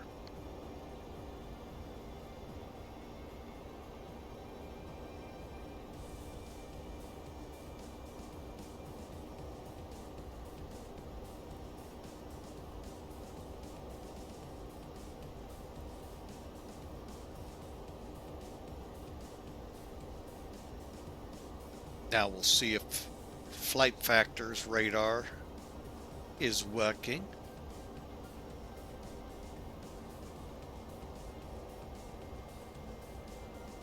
Oh, those windsocks definitely help at this airport. Oh yeah. Gives you, at least when you get close enough, where to aim for, but you can't see them very far out. Or at least I can't. So apparently it looks like if you're landing on the runway, right?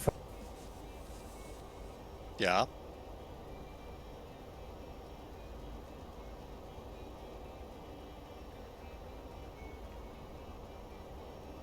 Not just on the right. Yeah, you cut out there a little bit, but... I was saying, apparently, I noticed when they, I think when they did this update on St. Bart's, like, there's a place on the left that you can park small. Oh. Well, how you... Coming from the hilltop. Oh, okay. You can actually park up there?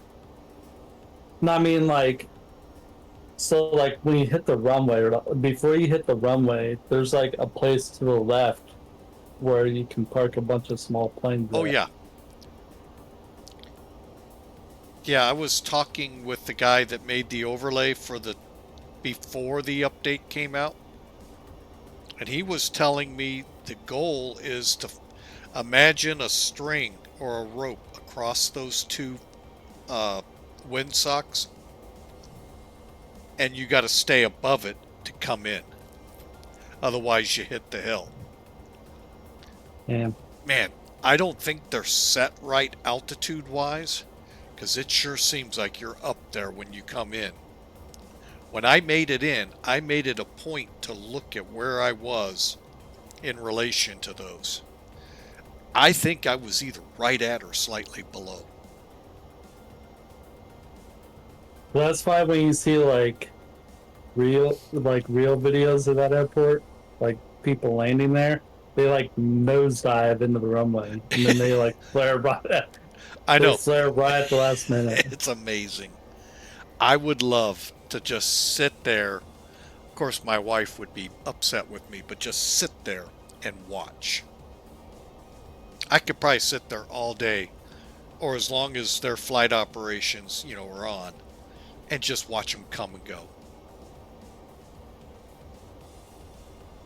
I did learn I do not think you're allowed to take off runway 28. I don't think the climb is possible. Now, maybe in the Islander it is, and a couple others, but I don't think the Caravan in the real world could make the climb or some of the other singles. So, I could be wrong, but they never show them taking off towards the hill.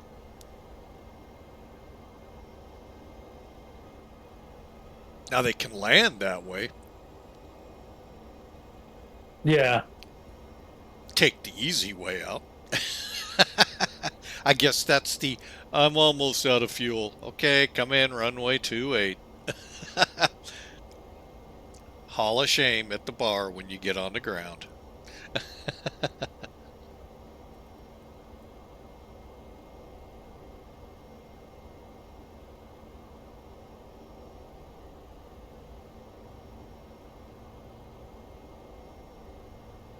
That is a very tough approach, though, folks. FFJ, St. Bart's. Ever want to try it? Make sure to have the update that's out there right now, and take either the Cessna's 172 Caravan if you buy it. Islander would be probably better, and give it a shot. You're going to need to be slow. So, that is one hell of a ride going in there.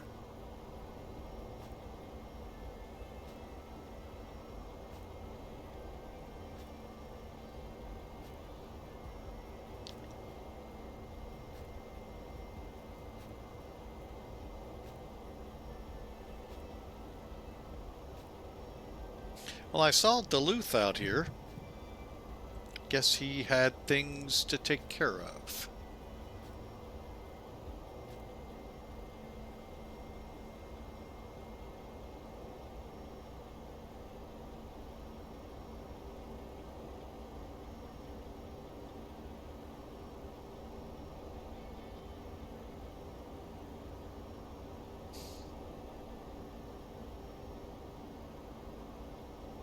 But once we get to Newark in about an hour, folks, the game plan is I'm going to shift gears.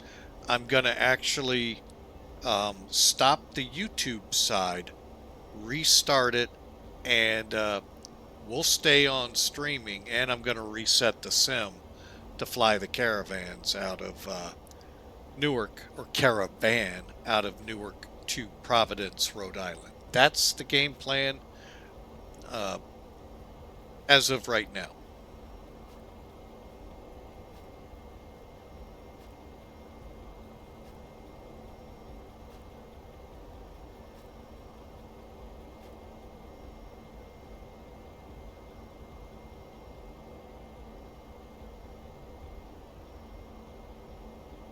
Did Memphis ever come back? He said he was going to only be gone 10 minutes. And he lied. No.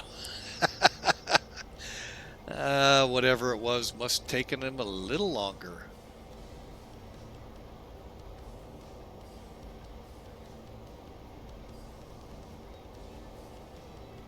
New York Center is up, and oh, there it is.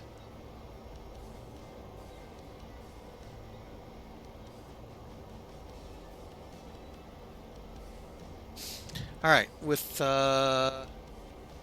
55 minutes to go, folks, don't forget, put your predictions in for what you think will bring the 767 in for landing. Goes a little something like this. Exclamation mark the word predict, a negative number, and you'll be in the running. It just see who gets the closest. I mean, I botch them up all the time, folks, and hopefully I can get this one in pretty decently.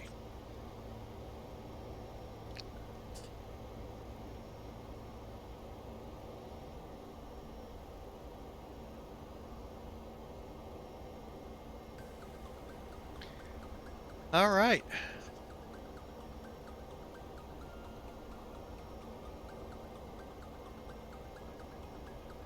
Uh-oh, DB Vetter's in the pool with 220.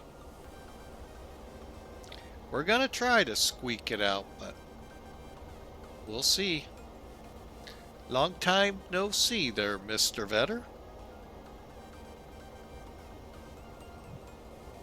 Love having you aboard.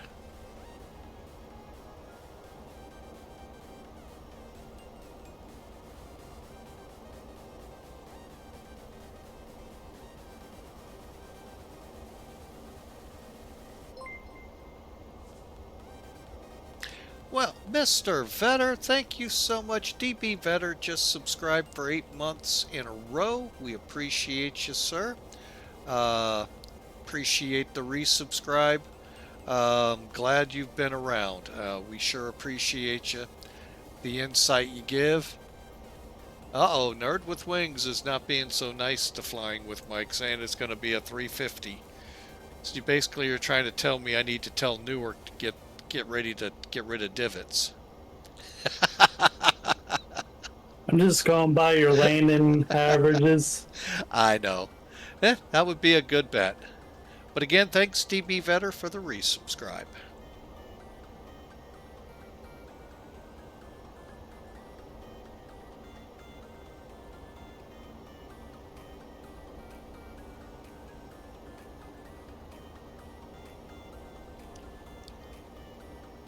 Well, the funny thing is, the airlines actually treat me pretty decently on my landings. Sim Toolkit, which is where these predictions go through, on the other hand, it doesn't. It's out actually brutal. And so, like, I had one, I think I landed at like 56 feet a minute, but Sim Toolkit said 300 something feet a minute. I'm like, what? What parameter were you reading? Is that a thunderstorm in front of us? Not showing up on the radar.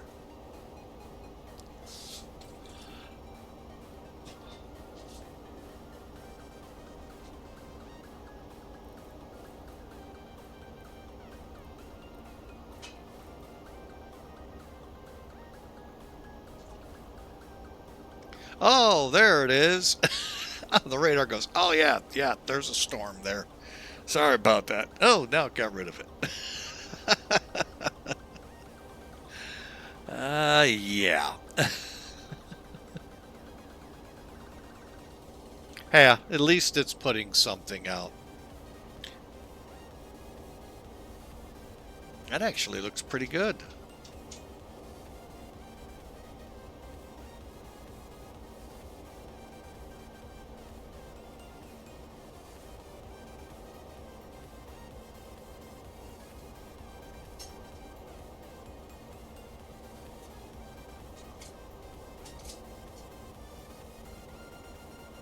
All right, let's see how far.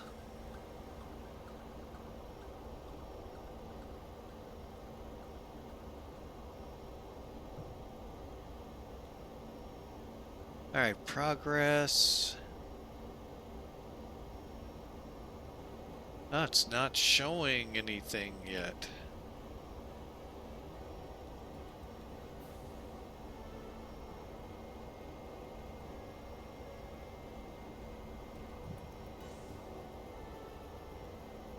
That's the one thing that always bums me out. A lot of times, some of these aircraft don't give you the uh, top of descent until you're within like 200 or 300 miles, which I like when they give it from, you're sitting at the edge of the runway where it's forecasted.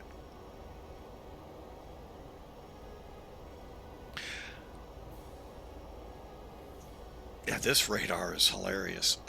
All right. Well, we know we're getting ready to turn before it. Top of descent via sim toolkit. Okay, it is not going to show it properly. So, last but not least, let's hit the charts.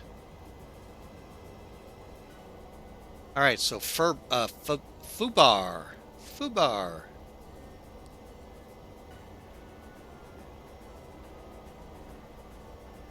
Oh, I was trying to figure out what the heck is they trying to say. So, 27,000. All right, so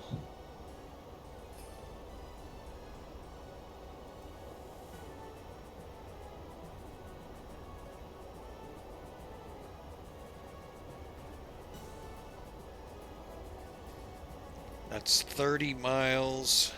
Let's give it 40 miles from FUBAR. We'll start our descent.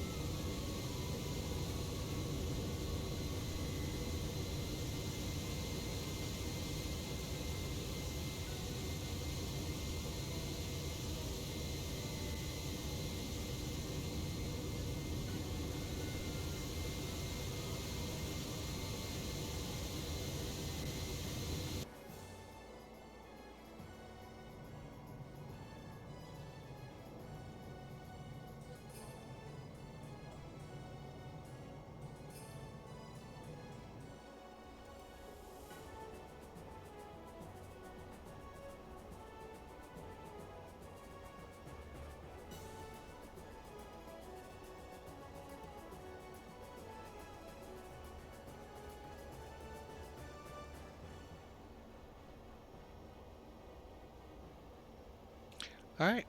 No, we're not going around it, folks. Just the route is.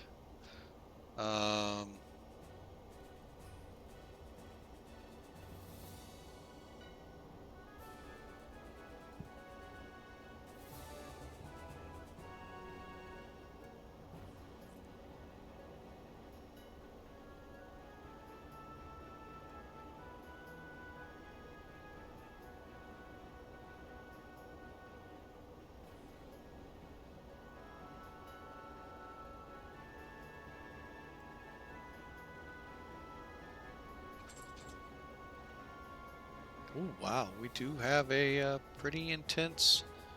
I think I know. Wait a minute. Am I in centers? No. Okay. For a second there, I thought I. No, I'm not. Okay. Boy, if you looked at this, it sure looks like it, doesn't it, folks? How they're. Yeah, it is showing it up.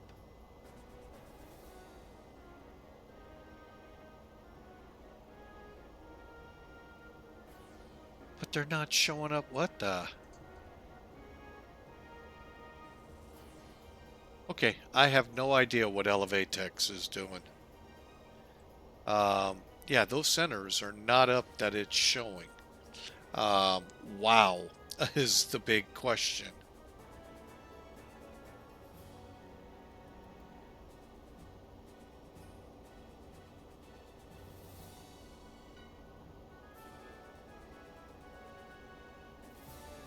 Huh.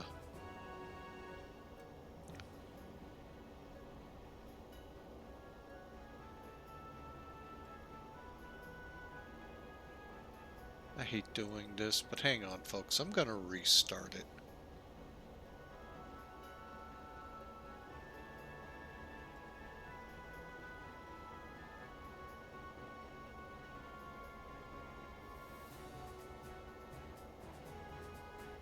The reason I hate is I got to move so many windows.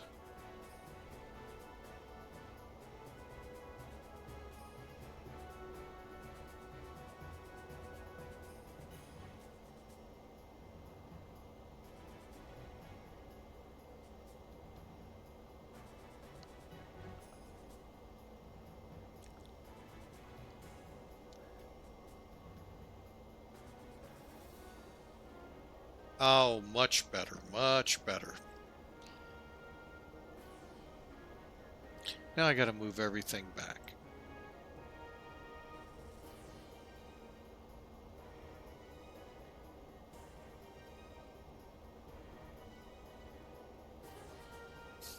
All right, and the only other one to worry about is this one.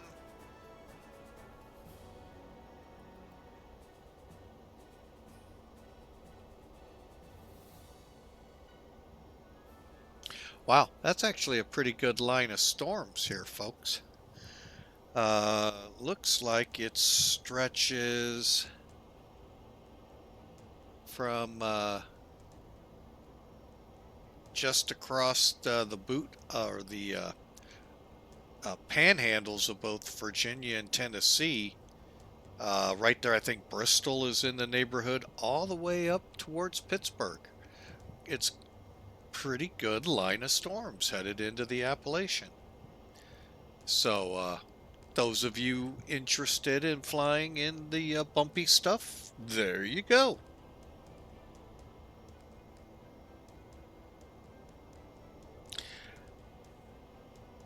And I am just going to continue on to Newark.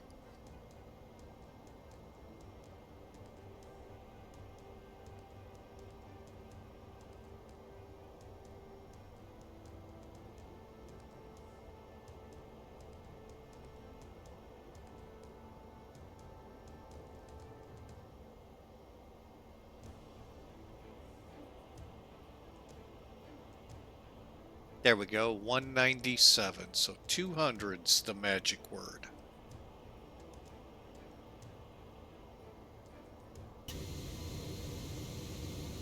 Camera I wanted to use on taxi, but forgot about it.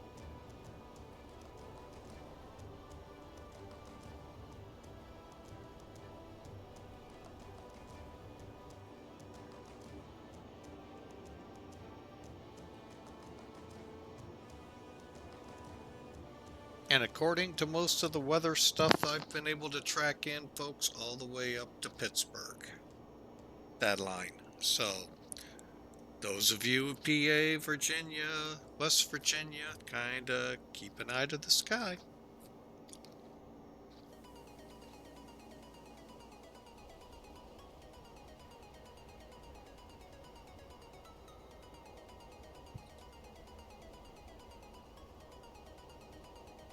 Actually, I'm going to go a little higher.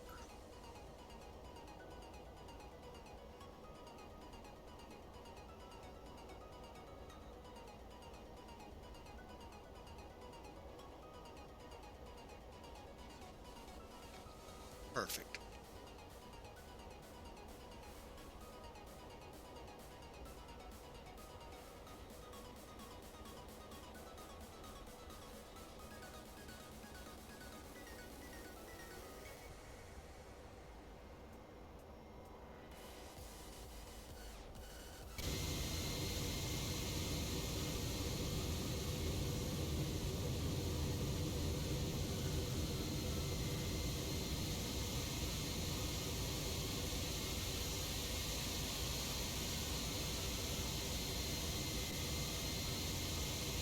And if anyone out there could recommend a sound set for this plane and the MD-11, I would sure appreciate it.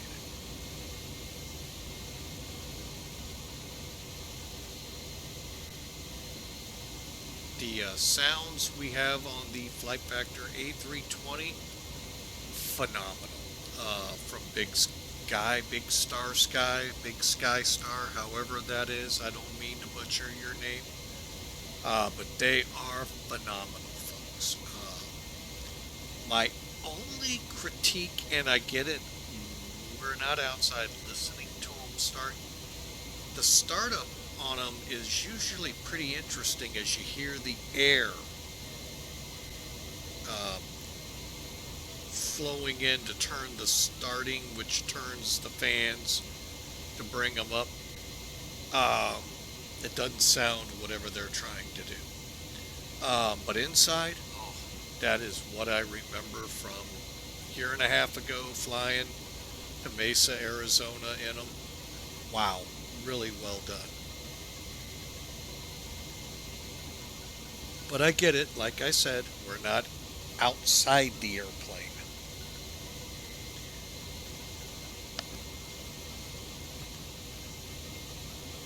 So, sorry folks, nose is just draining as this weather out here is just topsy-turvy. Like I said, if you weren't here earlier speaking with Godspeed here, we were in the hundreds twice this week.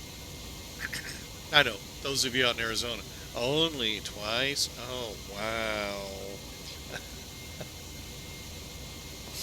But, yeah, it was hot for St. Louis. And today is supposed to be warm. Now, we've had a lot of spotty thunderstorms pop all over the place. We've even had a little one here last night. But tomorrow or Saturday or Sunday, a front's supposed to come down and take us from these mega high above normal temperatures and invert it to mega below normal. So, again, that would be the second or third fall front to come through. I think the second. So, I mean, we're transitioning into fall. It just sometimes takes a little bit. Just like sometimes it takes a little bit to come out of winter into spring. And we're definitely... ooh, that is a screenshot right there. Ooh. Hang on, let me see if I can... Oh, well. Still a good shot.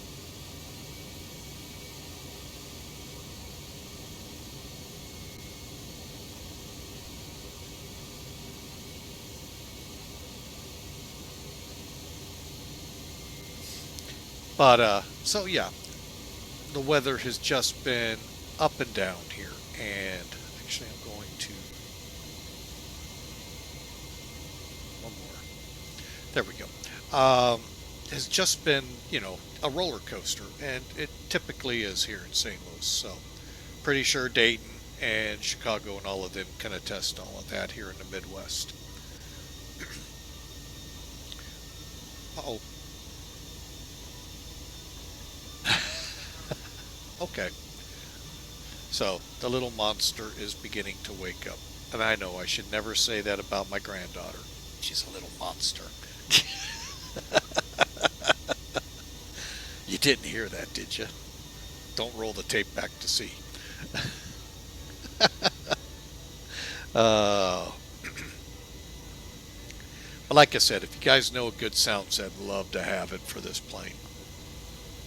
That has been my biggest complaints about it. And I get it. We don't buy them for the, well, we kind of do for the sound, but we really buy it for how realistic is the plane, operationally. And at least that's what I do. And this one fits that bill pretty good. I know some of you all, insufficient fuel. What? Standby, 11.2. Take a look at our flat pan paperwork here. You're not gonna make it? Oh, I've got plenty of fuel. I'm just trying to figure out why it's coming in saying that right now. Oh, wait a minute. That was the wrong button to hit. Hang on, folks. I wanted this one.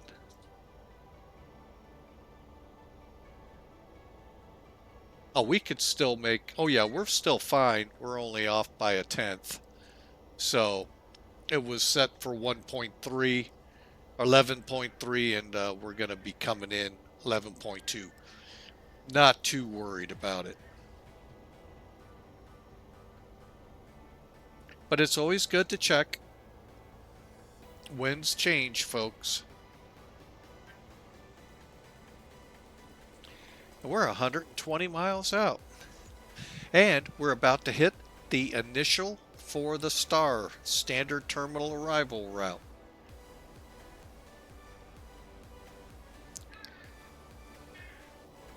Alright, aircraft instruments, okay, verifying seatbelts on, and should have never came off.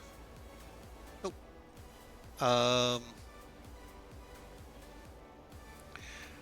Auto brake will be here in a second, and we'll get the init page set up momentarily. So we'll go here. Now, I'm going to go back to SimBrief, folks. Hit the landing performance, calculate it.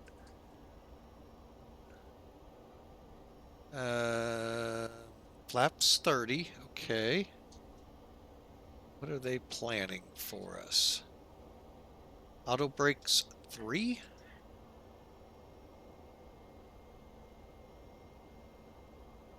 Goodbye, folks. Do I even have that setting? We're cargo. Why not?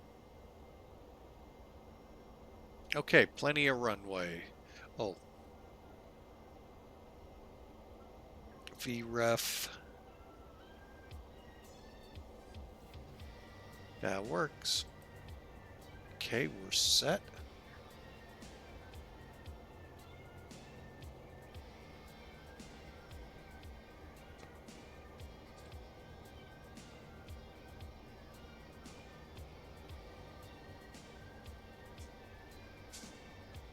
Alright folks, I am going to take a quick break and I will be right back. I need to use the restroom before we try to make this arrival.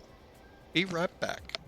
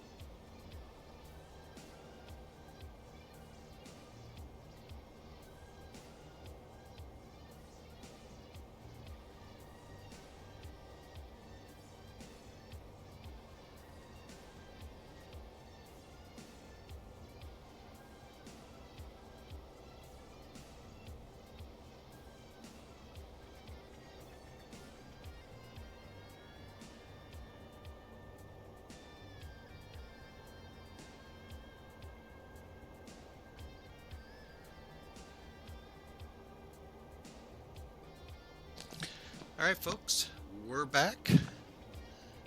And we're getting very close to top of descent. Kind of like where it's putting us.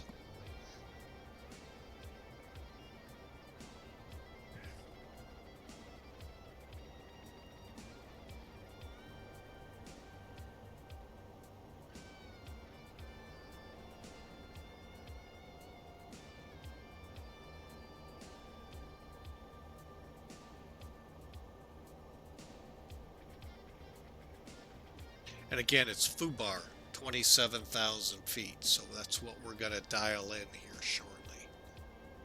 Okay, we're at 80 miles. Okay, our checklist picks up from there. Okay, so we got our frequency and course. Let's double check all of this.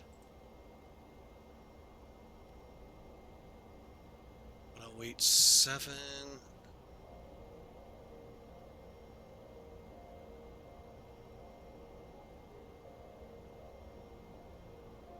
Okay, we're still using the 4s. Let's make sure VATSIM is. They love to change things.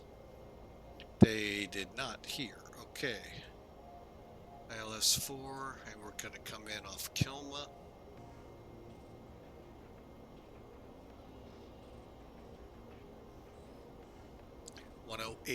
.7, 39 degrees. Okay, perfect.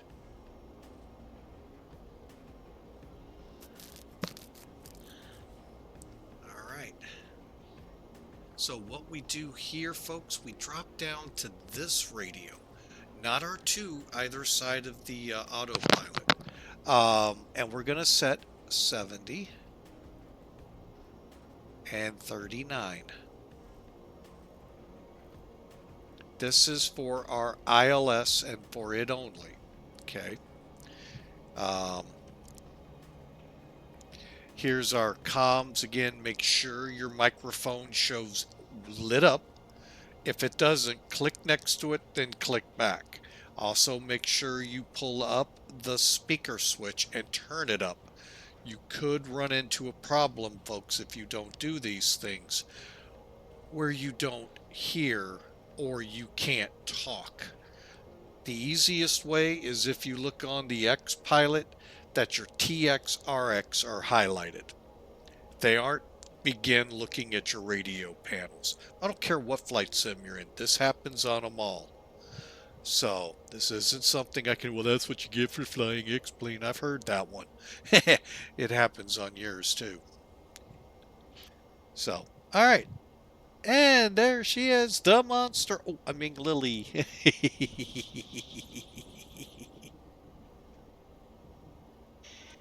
Are you better?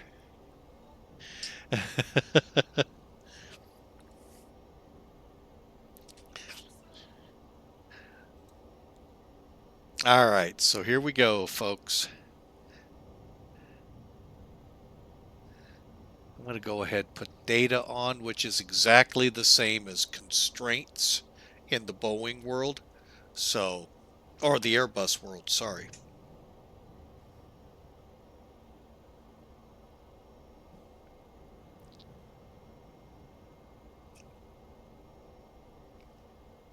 Are you in a better mood?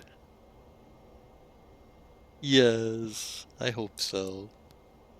Yeah, she's going, me too.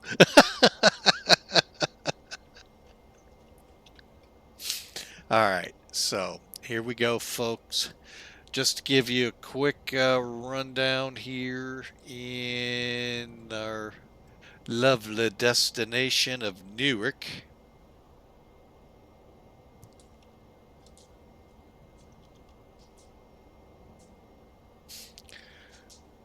Okay, winds are 0, says you can see 060 at 5, overcast at 3200, and so far no precipitation, 10 miles of visibility. So pretty good approach coming in.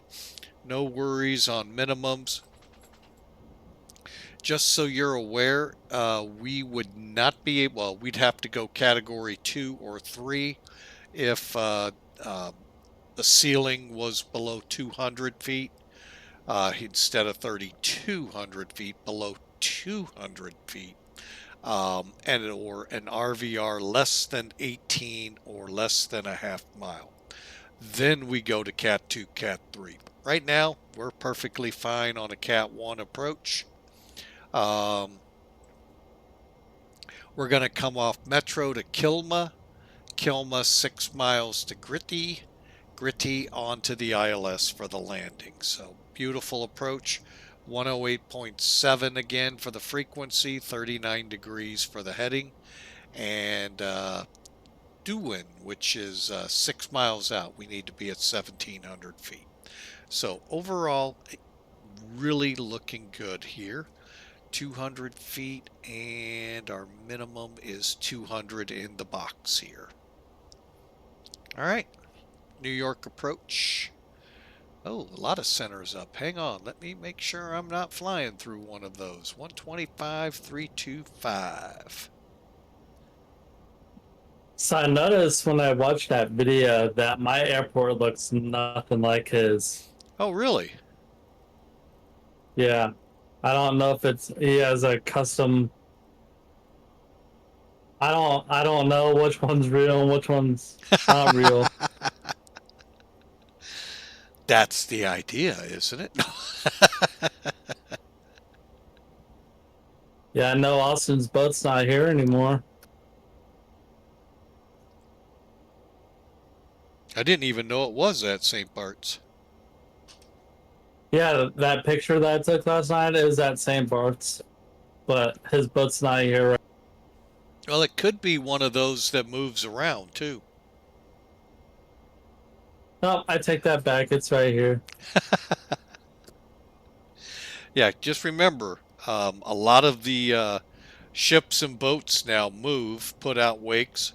Supposedly, when we land, seaplanes will see the wake, plus in replays. We're going to try that out here soon. That might be Saturday.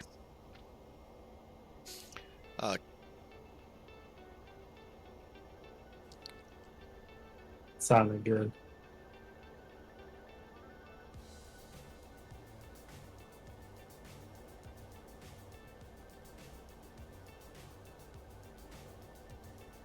What the heck?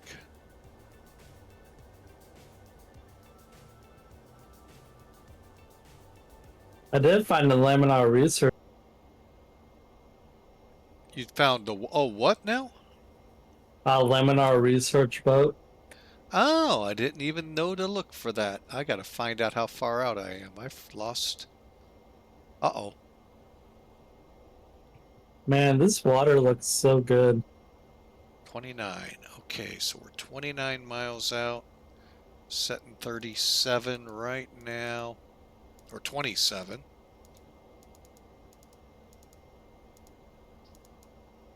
Okay, we're about to start our descent, folks. Let's finish this up. Auto brake, we said 3.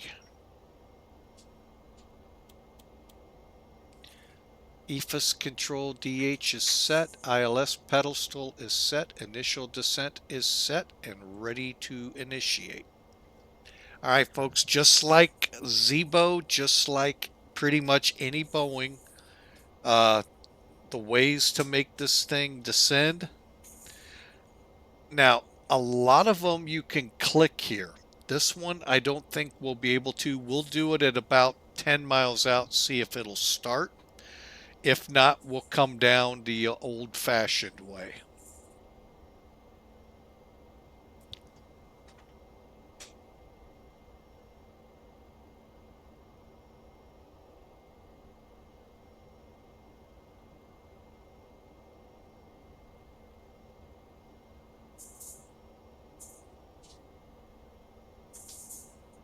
Okay, we're 18 miles out. Let's give it a try. Don't think we initiated anything. Nope. All right, so you can click VS. That'll work you here. Or you can go to the descent page. You can set your transition level and all of that, and then click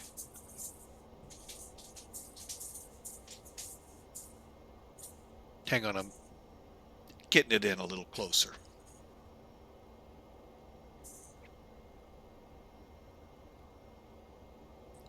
All right, let's go ahead. Descend now. That's what you're looking for. That tells you you've started your descent. Your speed will have slowed. That's a little drastic. But we're going to start our descent into Newark. And yeah, I know, insufficient fuel.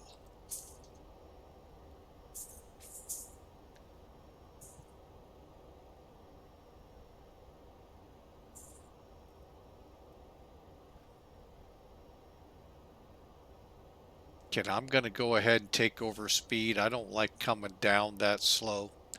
Well, actually, why not?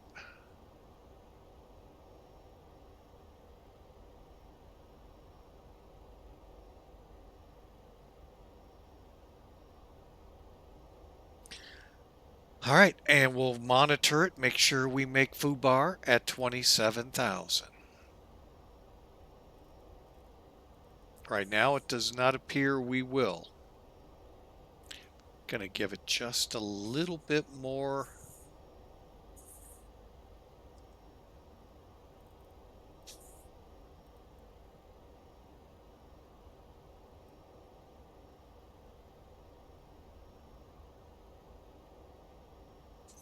There we go.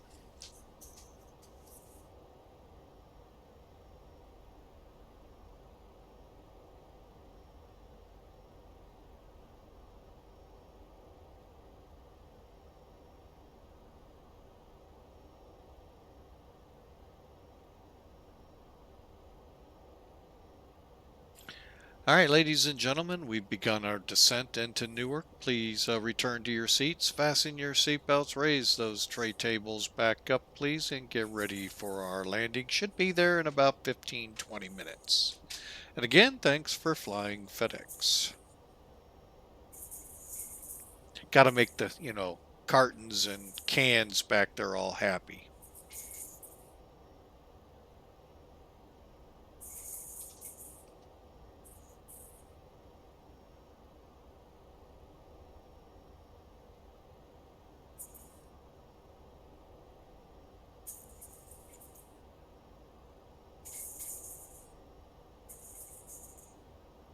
Okay, Paleo is in the Washington, D.C. area.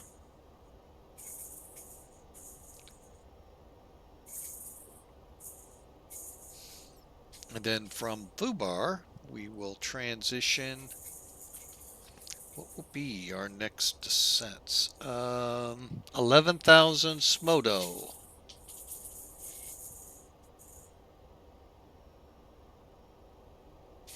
And then 8,000 Dillon.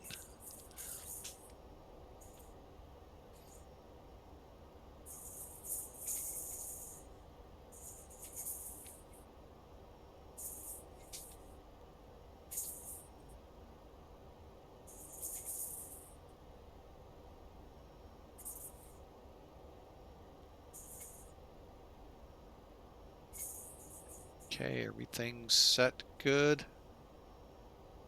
Looks like definitely going to make... Now, how do I know we're going to make FUBAR, folks? See this little arc right here? Airbus guys, it's a hockey stick it'll look like on your route. That's if it's before where you're supposed to be, that means you're going to make the constraint as you should. If it's after, adjust.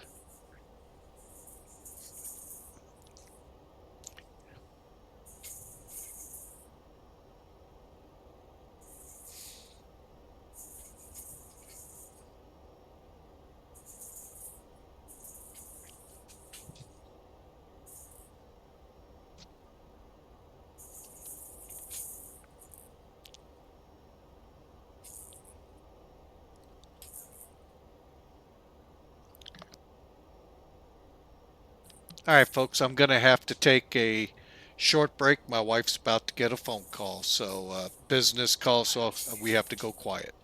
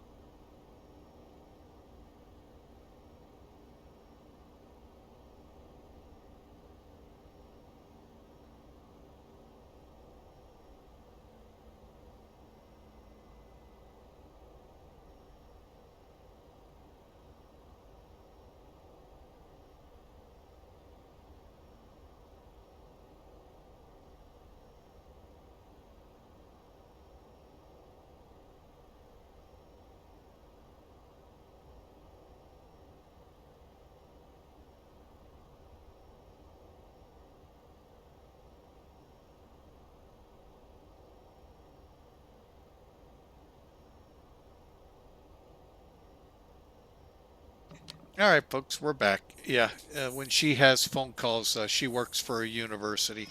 We don't need any of that across the airwaves. No need for privacy reasons, as well as, it's just wrong. So, for all we know, we could be talking to you right here on stream and you hear yourself. That's not cool. Haven't had that yet. Don't ever want that. We have enough with our little monster behind us.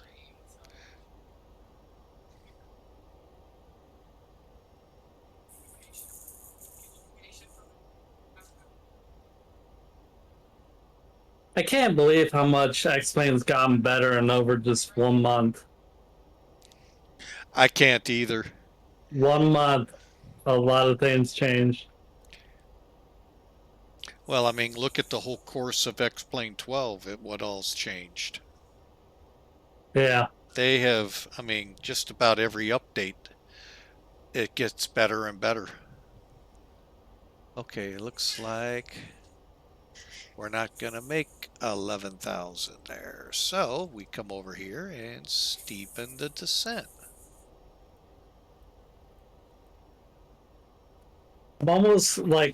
I'm almost just waiting for them to make a new multiplayer mode. I just got pinged. Hang on.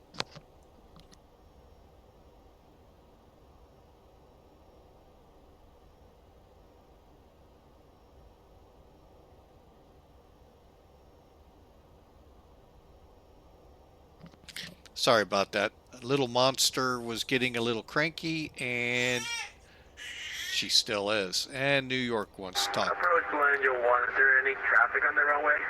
No traffic on the runway 22 right, clear to land. To right, clear to land, Landio 1. American 3215, climb maintain flight level 230. 230, American 3215. New York Center, FedEx 811 Heavy with you, descending on the Filbo for arrival for Newark with Bravo, or correction, Delta. Roger, descend and maintain Filbo. Descend via the Filbo for arrival. So, I have a question. Okay, descending Filbo 4, FedEx 811.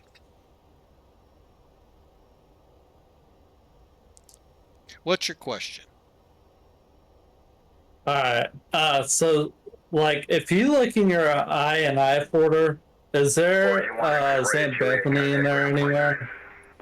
Exit routed Juliet, contact Or St. Bart's, I'll look here in a second. Caribbean 006, runway 13 right, you're clear for takeoff. Trying to keep a 5-month-old in check right now. She's smiling. Leaving my airspace. Washington Center is closed. Frequency change approved. Frequency change approved, American 3215, thank you. because I think it's this one I need to delete, the windsock area. Yeah, the windsock. I need to Get rid of the windsock. So I think if you just pull it from the folder, it should go away. Like if I just delete the folder itself and the custom sceneries? I believe so. That's what I did. Because it came in the update with the X-Plane update. 3 runway 4 left, exit via Bravo Alpha Alpha.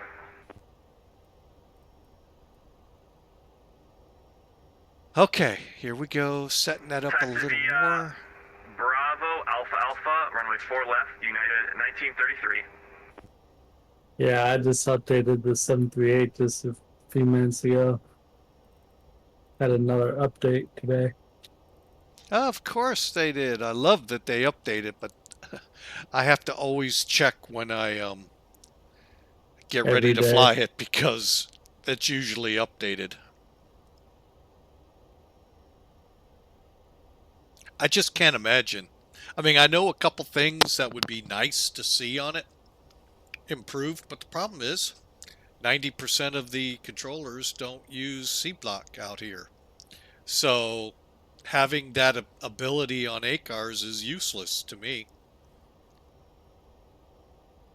I wonder what the difference between the one like in the game and the one that Zebra provides.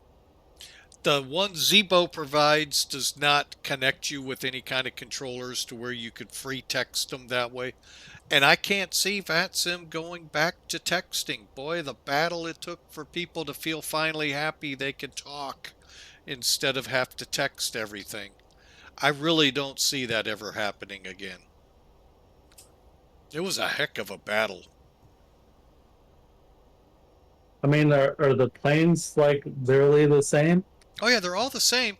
It's just the CPDLC allows you on ACARs to respond with Wilco, will do, and if you need to free text it, well, you have the second guy over there. He can free text whatever that you're requesting. When you're going across the Atlantic, all you do is hit position update. Boom, goes out to the controller, comes back. Now the Pacific doesn't work that way, but that's the goal. And I believe many airlines are able to do that now, instead of trying to listen in on high frequency to talk. And believe me, if you want to get a good glimpse of what life was like, Polar Operations, Just Flight, I think it was, or whatever the airline video company is out there. Watch it, folks. As they come over the pole, well, as close to the pole as they get, and into Russia, they're on that. Caribbean 66 radar contact. Good direct luck. Wavy, climb and maintain 12000. You just hear static. 120, direct.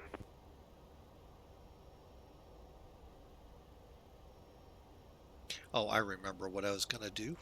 Got myself sidetracked. Not easy to do, folks. Or not hard to do. Especially since I'm looking in the wrong spot. There we go. We'll do it to there. I was going to say not easy to do. I do it all the time. Alright, let's set up for... Do we have any speed restrictions? No. So, Somto 11,000 we're going to make. Then it's Dylan 8,000. Then whatever he tells me. Somto is right ahead of us. Then it's Yardley VOR and Dylan. So right up here, folks, we're at 8,000 feet on the nav display. Right up in there.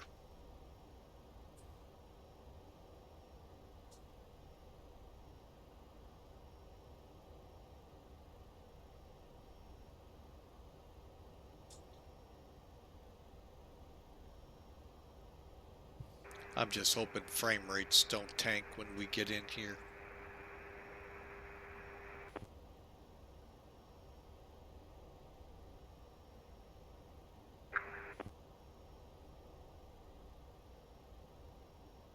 Cathay 844, sir, no audio.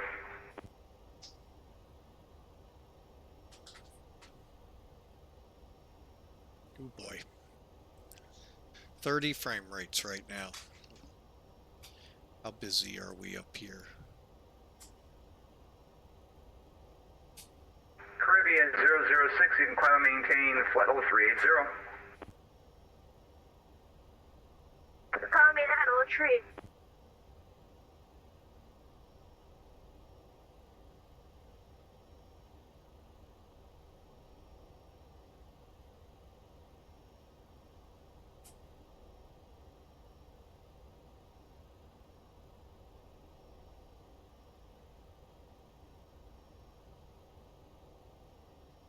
Alright, we just reached 11,000. New York Center, hello, United 1981. Heavy is 11 miles to the west of the Slate Run VOR, level 370.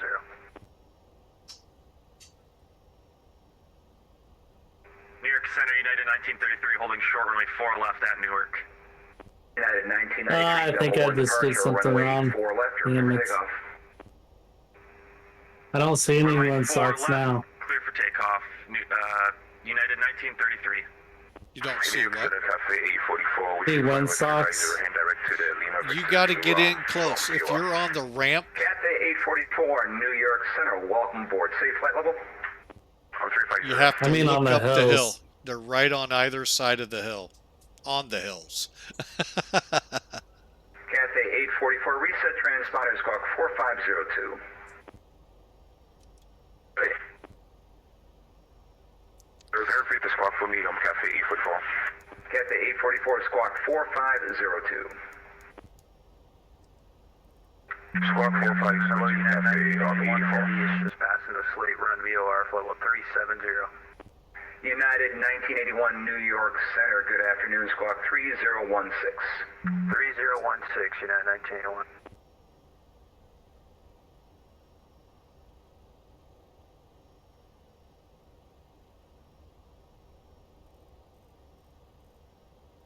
United 1981 radar contact over the slate run VOR, welcome aboard.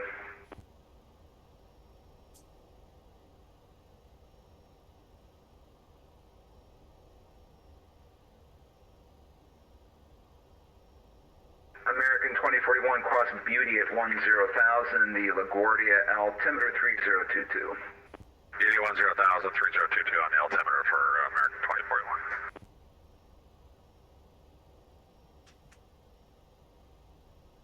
All right, folks, we're rapidly slowing down here.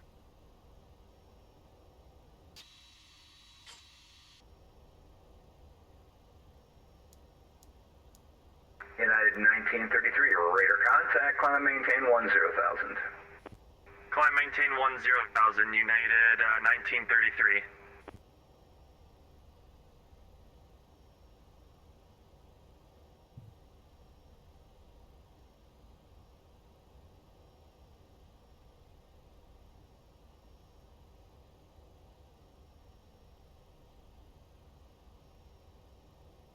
Yeah, I think I got rid of the wrong one. I think call cross Geno, flight level 230. Cross Geno 230, Cathay 844.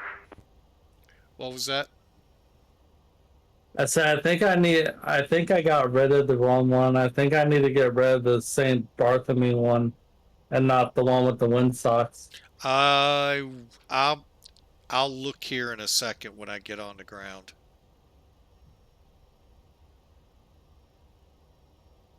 United 1933, proceed direct Lana. Direct Lana, United 1933.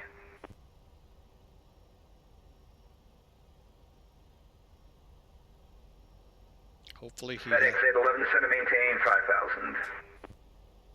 FedEx 811 out of 8,000 for 5,000.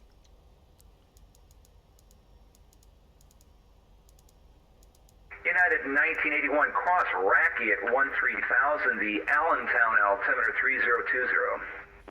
Cross Racky at 13,000, altimeter 3020, United 1981.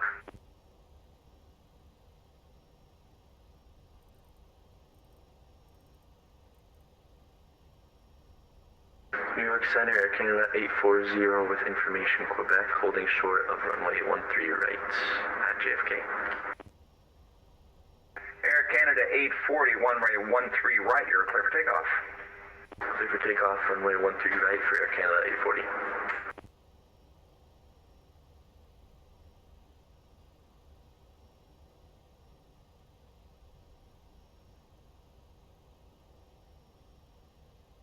Okay, so still no speed restrictions.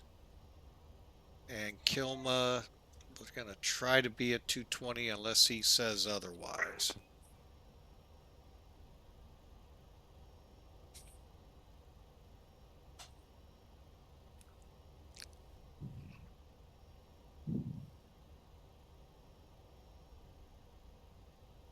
Okay, 1087. United 1933, and climb and maintain flight level 380. Climb and maintain flight level 380, United 1933. Do you have the Mango Studios MD11 set back? Closed, frequency change approved. What was that? The MD11 from Mango Studios sound pack? FedEx 811, turn right heading 100, descend and maintain 3,000. It's on sale for $12. 100 down to 3,000, FedEx 811. Air Center, Walker 1752. Walker 1752, New York Center. Good afternoon. Good afternoon, on the ground, LaGuardia with Bravo, IFR to London. Walker 1752, your clearance on request. Stand by. Okay, I may get a little distant here as I get things set We're up. gonna jump off now. Thank you so much for your help. Air Canada 549, radar service terminated. Frequency change approved. Frequency change approved. Thank you for your help, Air Canada 549.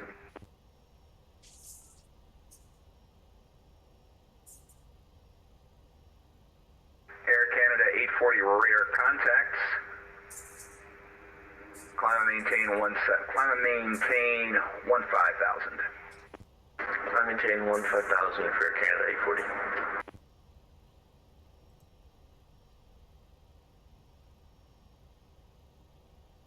All right, I'm getting rid of that data. That is killing me.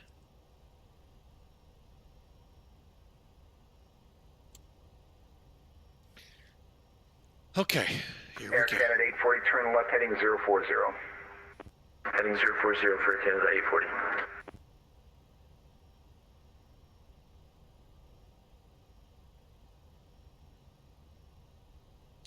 Three 3021 ATIS 3021. Okay.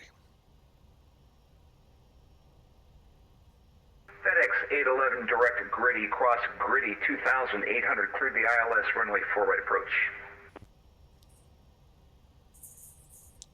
Direct Gritty down to 2800, cleared ILS 4 right. FedEx 811.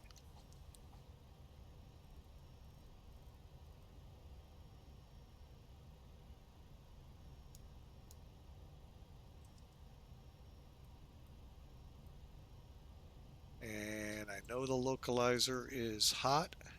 Air Canada 840, proceed direct Gale, climb and maintain flight level 320.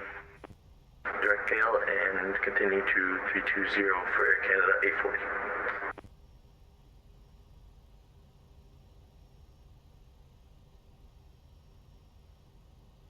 American 2041, plan the ILS runway 22 approach into LaGuardia. I say the current one. I thought the ones were 050 at 18.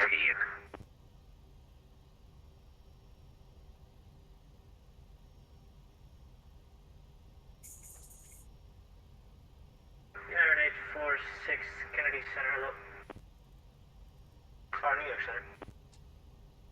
Now they just switched. Plan the ILS runway 4 into LaGuardia. Plan the ILS 4 into LaGuardia for American 2041.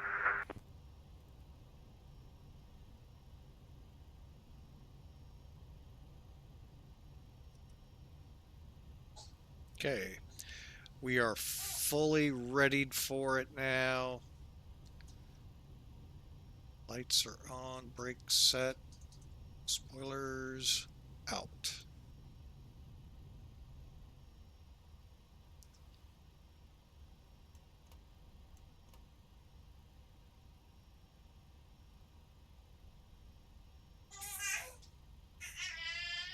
United 846, holding short, Papa Foxtrot.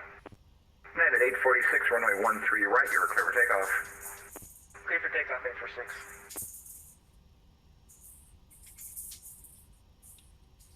Okay, all ready. Just need to couple up here and bring it in. Looks like we may... Oh, we just dodged a storm, it looks like.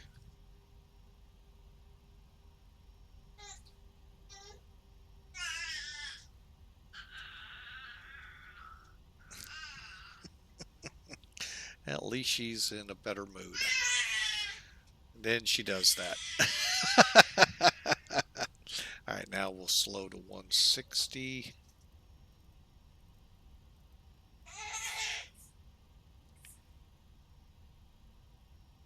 Flaps 10.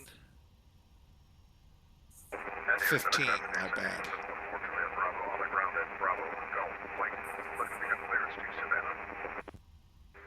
November 4 Golf, November 4 Julia Bravo, your clearance on request, standby.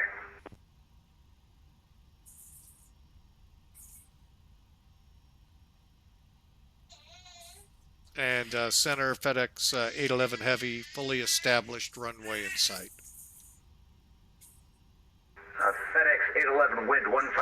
07, runway 4 right, you're clear to land. Sounds like I get some background noise in your cockpit, sir. Yeah, a 5-month-old expressing herself right now with how good the approach is going. United 840, radar contact, climb and maintain 8,000. Climb and maintain 8,000. Gear down. United 846.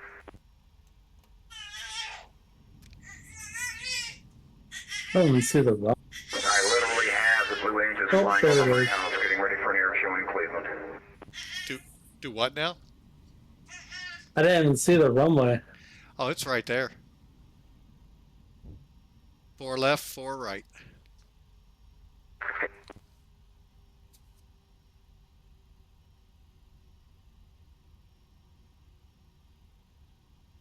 My game plan is hopefully Joliet. We'll see. All right, let's slow this thing to 140.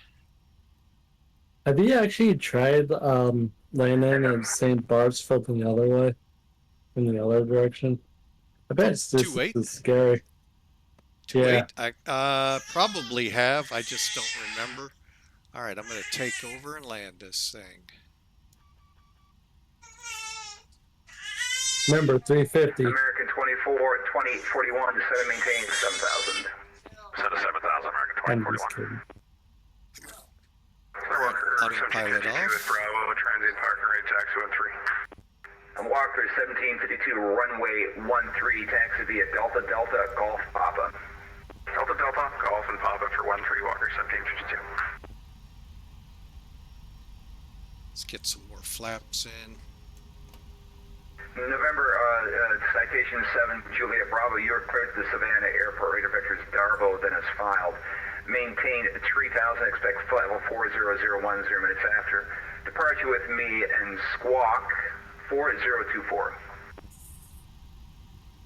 All right, got to get back down into the groove here, folks. Sorry, I got a little... 4 Juliet Bravo, Squawk readback is correct. Expect runway 16 for departure. The executive altimeter 3024, call for taxi. All right, we are landing, folks. Runway in sight. Cathay 844, cross Lindy, flight level 190 at 250 knots. Lindy at 190 at 250 knots, Falcon 845. United 846, proceed direct Dixie. Proceed direct Dixie, United 846. Your departure, American 1013, heavy, hold short. Right, hold short, 13 right at JFK, and we're ready. American 1013, runway 13 right, you're clear for takeoff.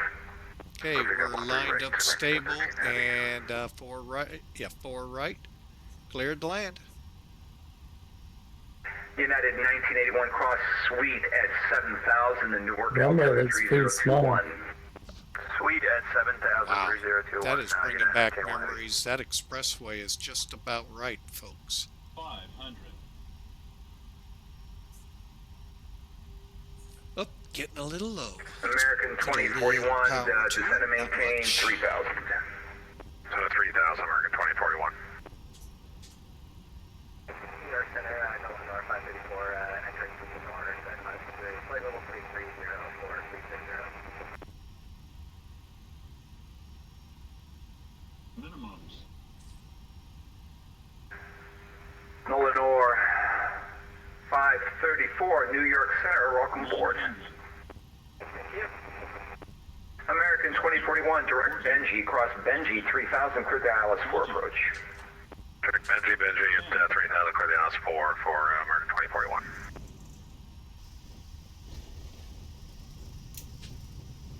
Walker 1752, 10-6 departure, runway 13, you're clear for takeoff.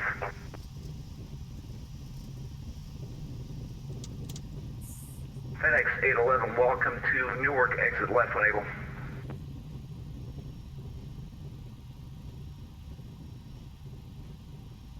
Well, we definitely didn't make Joliet. Papa 4.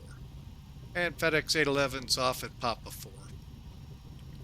FedEx 811, make left Papa, taxi to the ramp via Papa, Charlie, Charlie, hold short 4 left. Papa, Charlie, Charlie, cross 4 left to the ramp, FedEx 811. Which one's Papa? Oh, this one. Okay. United 1933, leaving my airspace. Washington Center is closed. Frequency change approved.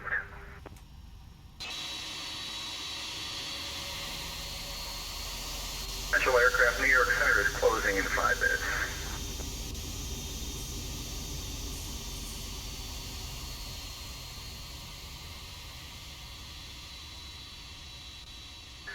For Julia Bravo, runway 16, taxi via Alpha.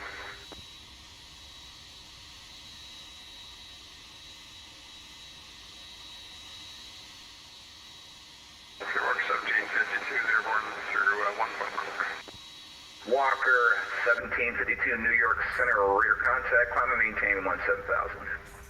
17,000, Walker 1752.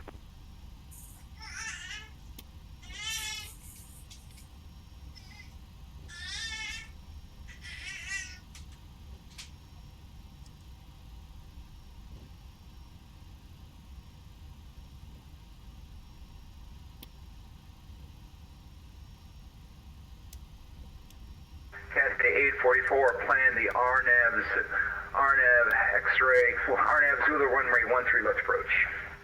Airline Zulu 13 left approach, Hill Cafe, 844. Ah, there's Charlie. Oh my gosh, all the way down. Okay, I see what we're doing. Finally found it. All right, folks, I don't know how we did on the landing, but 204 Juliet Bravo, fly runway heading wind variable at 4, runway 16, you're clear for takeoff. I definitely blew my Charlie departure. My Charlie. American 1013 heavy, we were giving out 155 heading. Well, change it. American 1013, radar contact, climb and maintain 7,000. Wow, we really ate up some room. Correction, you climb and maintain flight level 190. Thought you were going to Robinson. Alright, flight level 190, American 1013 heavy. American 1013, you can turn left now heading 040. 040, American 1013 heavy. United 1981, you plan the ILS runway 4 right approach into Newark. ILS 4 right approach, United 1981 heavy.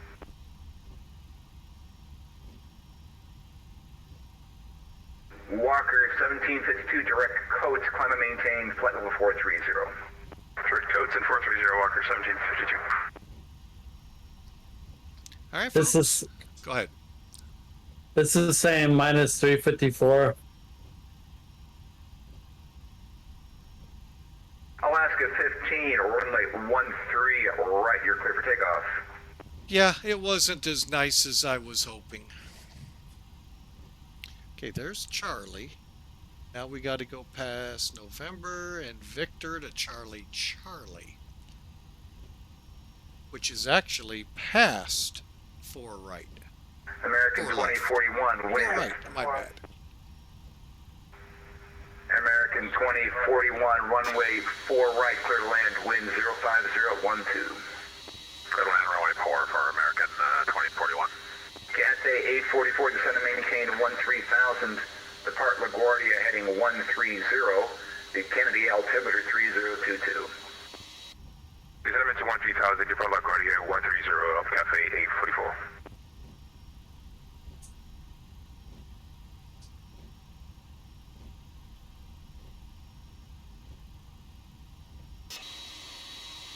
Fort Juliet Bravo radar contact direct Darbo. You can climb and maintain flight level 400.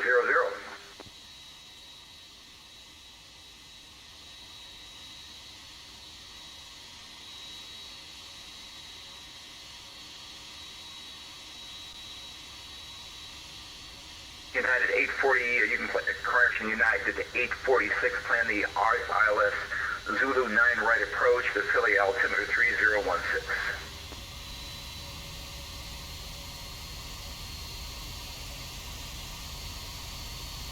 At 846, plan the ILS Zulu runway 9 right approach to Philly.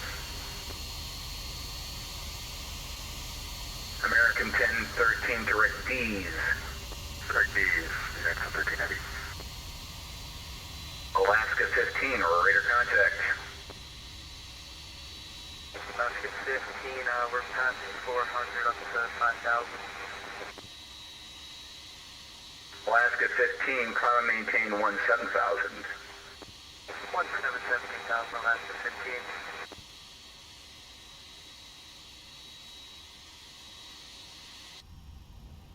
Okay, folks, sorry about that. Just wanted to clear up, lights off. Where do I want to park?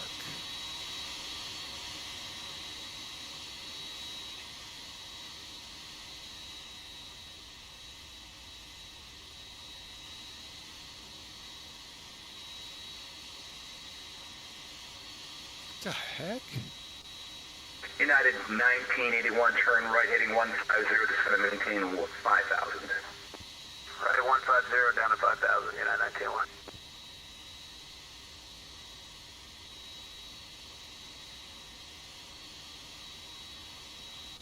Alaska 15, turn left heading 050. 050 left, turn Alaska 15.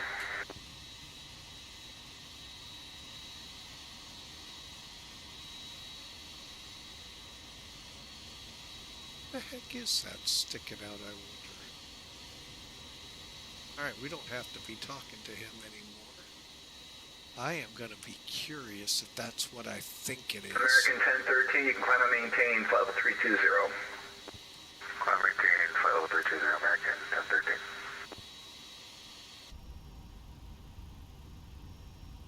Alright, APU's running. Let's get on the channel first off. Cathay 844, turn right heading 170, descend and maintain 7,000. 170, 7,000, Cathay 844.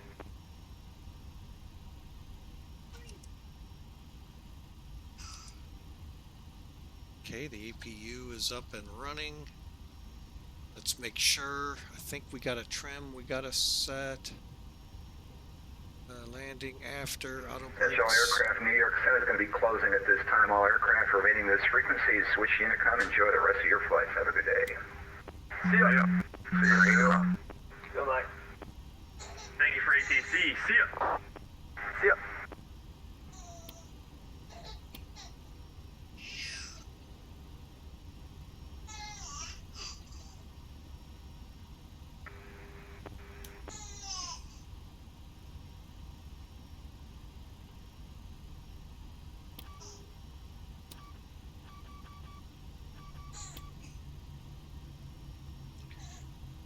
Okay, I don't see anything about trim, so we're good, folks. Now, I'm curious. Bear with me here a second, folks. The heck? Are those loaders?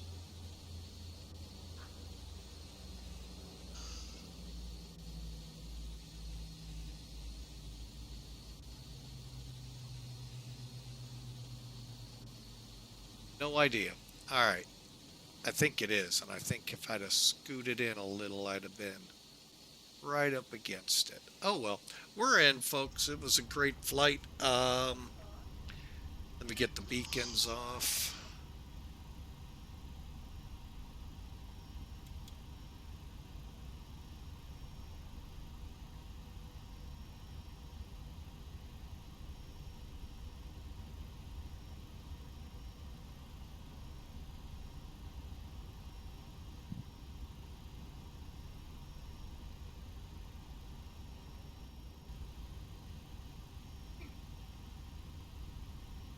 All right, and let's go to airplane, open all. Let's see what we got here.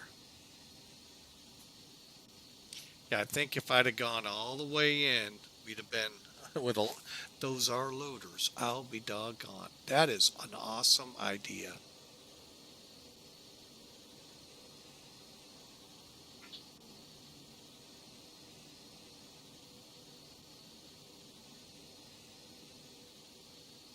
Actually, it looks more like a staircase. But anyway, we're here. Oh, wait a minute. I do have a staircase up to the plane. That's why. All right, folks. So we're here. Oh, crap. I want that left open. There we go. All right. So I hope you enjoyed the ride. Let's go back in time here. Elevatech has us 285 on the landing.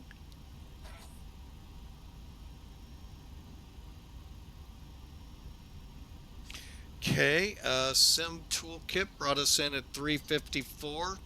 Godspeed 1 again. That's awesome. And I think he rigged it. He made the scenery bounce on me.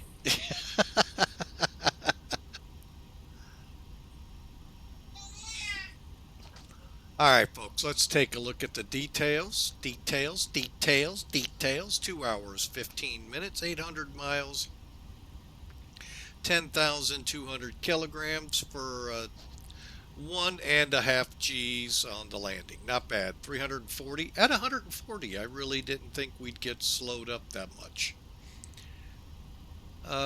We actually touched down pretty good. I don't think it went into reverse thrust properly. And that could just be I clicked wrong. And that's why we ate up so much runway. Because my goal was, well, I would have never made that. But this one, I did make that one. So we did okay. But anyway, we did really good on the landing, folks. 1,600 feet down. We were only 20 feet off the center line. Again, not bad, not great. We did it, though. Duluth Fly, coming in with a raid. Welcome aboard, sir. Welcome in, Raiders. Hope you enjoy. We are going to be taking a quick break here. After the review. Oh, you guys didn't see that. Doggone it. I hate when I make that mistake.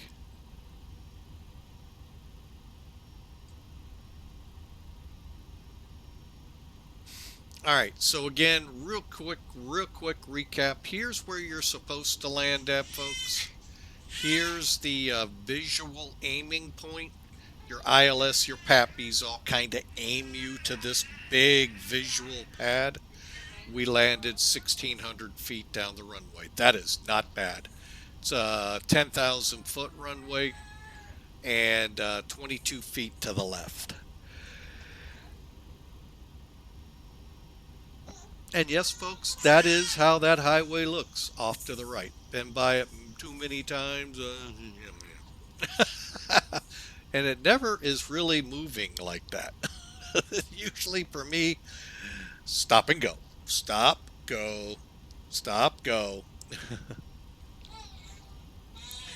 But I'll still take it over Chicago any day of the week. So 354 feet a minute, 140 knots.